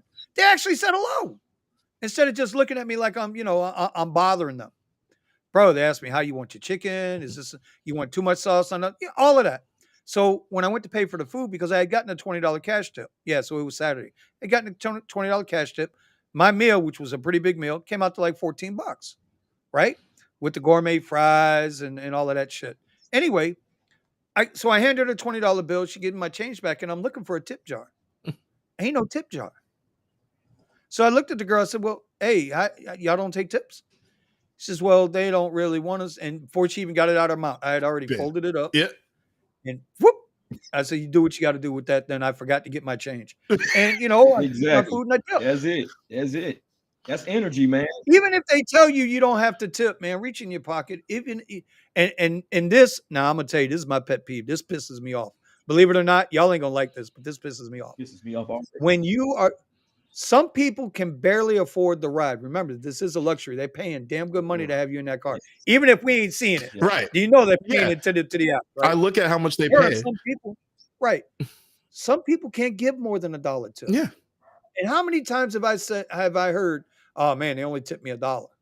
No. Bitch, they tipped They you. gave Did you they something. not? They didn't have to do that. They gave you something. Maybe Can that's I all they jump could in? afford. I've had Yeah, of people course. literally tell me, "Look, I know your car is really nice. I'm sorry, this is all I can give you." No, not sorry. This is all you can give me. Thank you for tipping me. Exactly. Don't feel guilty because, like you said, you already paying for the ride. I know how much you're paying for the ride. I go back and look at the history. Yeah. I know how much you're paying for the ride, Yeah. and you need to get somewhere. I understand 100%. Now, is it nice to get tips? Do I prefer getting tips? Yes. Do I want to bring up my hourly rate? Yes, of course. I want to make money, but I understand. I accepted this ride. Because it paid out the amount that I was willing to accept, and I don't expect more on top of that. But if you want to, and you appreciate me, and you decide to put that extra, thank you. It doesn't matter if it's $1. Yep. And that's the thing, though. I look at tips as passing energy. When somebody gives me that good tip and gives me that good energy, I can return that to the people at the shop, or I can return it to another restaurant. And so I'm taking money from this person, transferring it to somebody else who probably needs that money at a restaurant, a kid who's trying to do something. So don't look at it as me as hogging all the tips and hogging all the money. I'm giving this shit out to, I'll go somewhere and be like, "Hey, here's an extra $2-3 to the person at Sonic." I'm transferring energy. That's all I'm doing. That person don't make money like I make. So I'm taking that tip from them, giving it to somebody who really, really needs it. Yeah. I'll give it to that person. I think your mic unplugged. Yeah. Uh-oh, something happened. But Kiara says she got tipped in weed one time, but tip is a tip. I wasn't mad at him. You know what? I had it offered. I had that offered. I had a few other. Yeah. But now the one caveat to this, I'm going to say this too. If I get if I'm on one of those Lux Black XL rides Yeah. that's paying out $70, $80, $90, bitch, you better not give me no dollar. I'm just saying. If I see $1 come through on a ride like that, I'm re-rating your ass real quick. Exactly. They already paid you on a Lux Black. Yeah, okay, yeah, goddamn If dollar. they don't Kiss tip my me, I'll be ass like, on an if $80 they don't ride. tip me when they get out the car, I'm gonna hand them motherfuckers my windshield wipers. Be like, put these on your way around the car for me. Since you can't tip me, put my new windshield wipers on. Right? With the majority of people, bro, the majority of people, man. Listen, I get their ass a little air monitor, like, good, check the pressure on all my tires for me. Since you can't give me a tip, just let me know what each tire says. Well, you know, sometimes the guy or wait, on the way out. You ain't got to worry about getting me a tip. I already got mine. I got it already. Good. I did not expect that. Good job, Vinny. Vinny wrong. That was so funny, man. When that message came, I died. I was at the kitchen counter when I saw that, and I was dying laughing. I might stick that in a video somewhere over the next week or so and shock everybody. We'll be talking about something, and then just randomly out of nowhere, like, make sure you stay safe. Keep your head on a swivel. Always keep your head on a swivel. You never know what might be happening around you. All right. So, God, I want to say this name right. Akuma Ryu. Yeah. Does that sound right about that? Is that Akuma or Akuma Ryu? Okay. Anyway, I hope I didn't mess it up. We don't do genders here. We only do humans and jet fans. It's the only two genders we got on this channel. Yeah. See, that's why I don't like no tip, no trip trend culture that pops up. Can you imagine that someone spit in my friend's food? The only reason why we even knew was because the bag was compromised and the food container was popped open. That's messed up. That right there, I think that's assault. I would say that's assault. Yeah. And that could be a medical assault against somebody. You don't know if the person who's spitting has some type of bacteria or virus that can enter person's that person. That is a crime. That is assault. That's a crime. Yeah. Yep. No, that is a literal crime.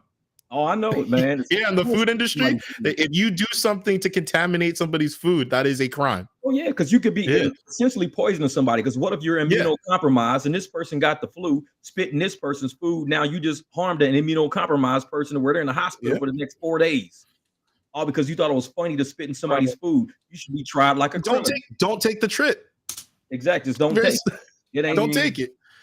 Some of these people, it's such a again, I'm gonna go back to it's a luxury service, and drivers gotta get it in their head that it's a luxury service, dude. You don't have to take garbage requests. You just don't have to do it. Yep. All right, last two comments I'm gonna put on here, and then we're gonna wrap this up, bro. Because now we're 3 hours deep in this. Man. We're having too much. I mean, I ain't mad. Everybody's been hanging in too, bro. They're hanging in like. I like the story about tipping the cans on the way out the driveway. You know what? He said, "I'm gonna hit me a garbage can on the way out, and then use Omar's duct tape on the back of my Prius. I'll be good. I'll be good." All right, and then here's the last one. This is from the Akuma. I always try to do my best I can by those that take time out of their day to assist me. This goes to you, Ubereats, etc. But if you have a problem with someone, don't mess with their food. 100%. X.X. Yeah, that's 100%. All right. So there we go. That's it. We're going to wrap it up for tonight. We all got can't give us those thumbs up. Yeah, go back and if you can, subscribe to everybody's channel, or at least subscribe to your favorite driver. And make sure you like their video. We're here for y'all, man. We're going to have a good time either way we look at it. But we'd like to have y'all along for the ride. And guess what? You don't have to tip us at the end. Yeah. That's your tip. Although Steven and Omar, I tell you, hell no, I want my $1. Give me my $1, man. They want their $1. Damn it. All right, y'all. Everybody, let's turn it up one time for Eddie. And bro, feel better, dude. Kiara, we'll talk to you tomorrow. And all right, that's it. Let's get it. All right, y'all.